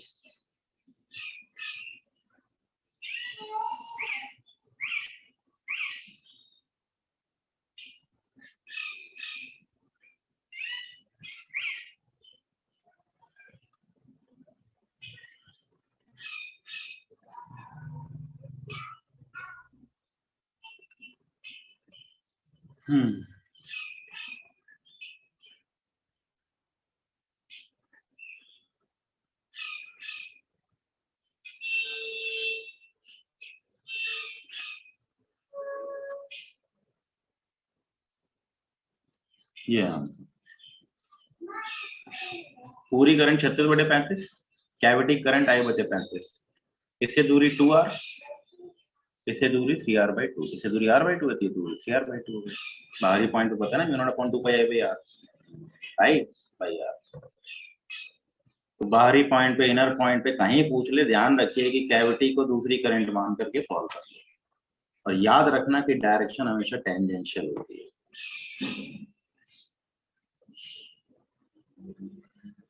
तो कुछ ऐसी तरह magnetic field in this particular direction. Clear हो गया? एम्पियर्स लॉ, मैग्नेटिक फील्ड निकालना अब आपको आ गया। आपको दुनिया भर की कोई प्रॉब्लम रखी, कॉम्प्लेक्स बन सकती है, तिरछी विरछी, 3D VD, कैविटी वूटी, स्ट्रेट, सर्कुलर, एक्सेस, रैंडम, कुछ भी, मैंने सारे वजहों से मैग्नेटिक फील्ड निकालना सिखा दिया आपको। अब प्रॉब्लम की कॉम्प्लेक्सिटी पे डिपेंडेंसी है, 3D की डिपेंडेंसी, कॉम्प्लेक्सिटी मतलब कुल मिला के तो आपके पास बेसिक टूल्स आ रहे हैं, टोरॉइड हो, सोलेनॉइड हो, straight wire, circular wire, random wire, cavity वाली वायर, थिक वायर, पतली वायर, मोटी वायर, जो भी दे रखी है, आपको ध्यान रखना है कि आपको मैग्नेटिक फील्ड निकालने का तरीका सारा पता है। अब आप क्वेश्चन उठाइएगा, अपना सॉल्व कीजिएगा पेपर के बाद, अभी नहीं। अब आप अपना ध्यान लगा दीजिए 2-3-4 दिनों तक करंट वाले चैप्टर पे। करंट और जो पिछला, केवल करंट आ रही, कुछ और भी आ रहा है? क्या क्या आ रहा है? Electric current along with centre of mass. Centre of mass. अरे सेंटर ऑफ मास, बाप रे, ओ माय गॉड भाई, कल तो फिर डाउट लेना पड़ेगा लंबा। तब तो फिर मतलब कहानी है डाउट्स की भाई। डाउट्स तो है, सेंटर ऑफ मास वाले डाउट्स तो भाई आएंगे आएंगे। करंट वाले चलो तब भी ना आगे बराबर हो। चलो डाउट ग्रुप पे अपने क्वेश्चन डाल दो भाई, डाल दीजिए। प्रेफरेंस उसी को मिलेगी जो स्कूल में होगा। जो घर पे रहेगा भाई उसके क्वेश्चन बताऊंगा, मना नहीं कर रहा, बाद में। सेंटर ऑफ मास पे जोर लगा दीजिए, करंट वाले पे ज्यादा जोर लगाने की जरूरत नहीं। खूब क्वेश्चन वोश्चन कर लिए, डाउट वूट बता रखा है, कर लेंगे आप पेपर पर। मेंस के लिए मतलब नॉर्मल पेपर है, कोई ऐसा झंझट नहीं। मेन दिमाग लगाइए centre of mass. Centre of mass पे पूरी जान मार दीजिए। Centre of mass, momentum, rotation, collision, मतलब ये सब जो पूरा पोर्शन है, इस पे तो पूरी जान ठोक देनी है। ये अच्छा तो मतलब लगेगा पूरी पूरी मैकेनिक्स अच्छी, पूरी मैकेनिक्स अच्छी मतलब पूरी फिजिक्स अच्छी। इन पे पूरा श्योर शॉट जोर मार दीजिए, पूरा का पूरा जोर मार दीजिए। आईटी की प्रीवियस ईयर की सारी प्रॉब्लम निपटा डालिए, ठीक है? तभी काम बनेगा, नहीं तो दिक्कत आएगी भाई, प्रॉब्लमेटिक हो जाएगा मामला। तो सेंटर ऑफ मास पे डाउट्स कल परसों दोनों दिन लूंगा, ठीक है ना? क्लास 1-2 और लग जाएंगे तो क्लास ले लूंगा मैं, ऐसा कोई इशू नहीं। लेकिन पहले कोशिश कीजिए सेंटर ऑफ करंट का डाउट अभी जस्ट लिया ही लिया, अभी लिया ही, जस्ट खत्म ही किया, सिंगेज से ही बता दिया। नॉर्मल करंट के डाउट तो ले चुका ना मैं। क्यों भाई दलिचा, करंट के डाउट ले चुका ना मैं? करंट्स चैप्टर के डाउट ले लिए ना मैंने सर, सिर्फ मेरे लिए मतलब समझा नहीं मैं। डीसी पांडे से डाउट डिस्कशन किया था ना मैंने, डीसी पांडे सिंगेज से डाउट्स तो लिए थे ना मैंने। हाँ, कई लोगों ने नहीं किए, उनकी गलती है ना, लेकिन डाउट्स तो मैंने शुरू किए थे ना कि करंट के डाउट्स बताने हैं। इशू मैंने करंट्स के डाउट सिंगेज के नहीं हुए हैं, ठीक है? कोई नहीं, करंट और दोनों सीओएम के डाउट्स डिस्कस करूंगा, कंप्लीट कीजिए, सारे डाउट्स डिस्कस करूंगा, डोंट यू वरी, कंप्लीट कर डालिए भाई। चलो, थैंक यू वेरी मच। बाकी कल कल स्कूल में मुलाकात होगी। धन्यवाद, थैंक यू वेरी मच।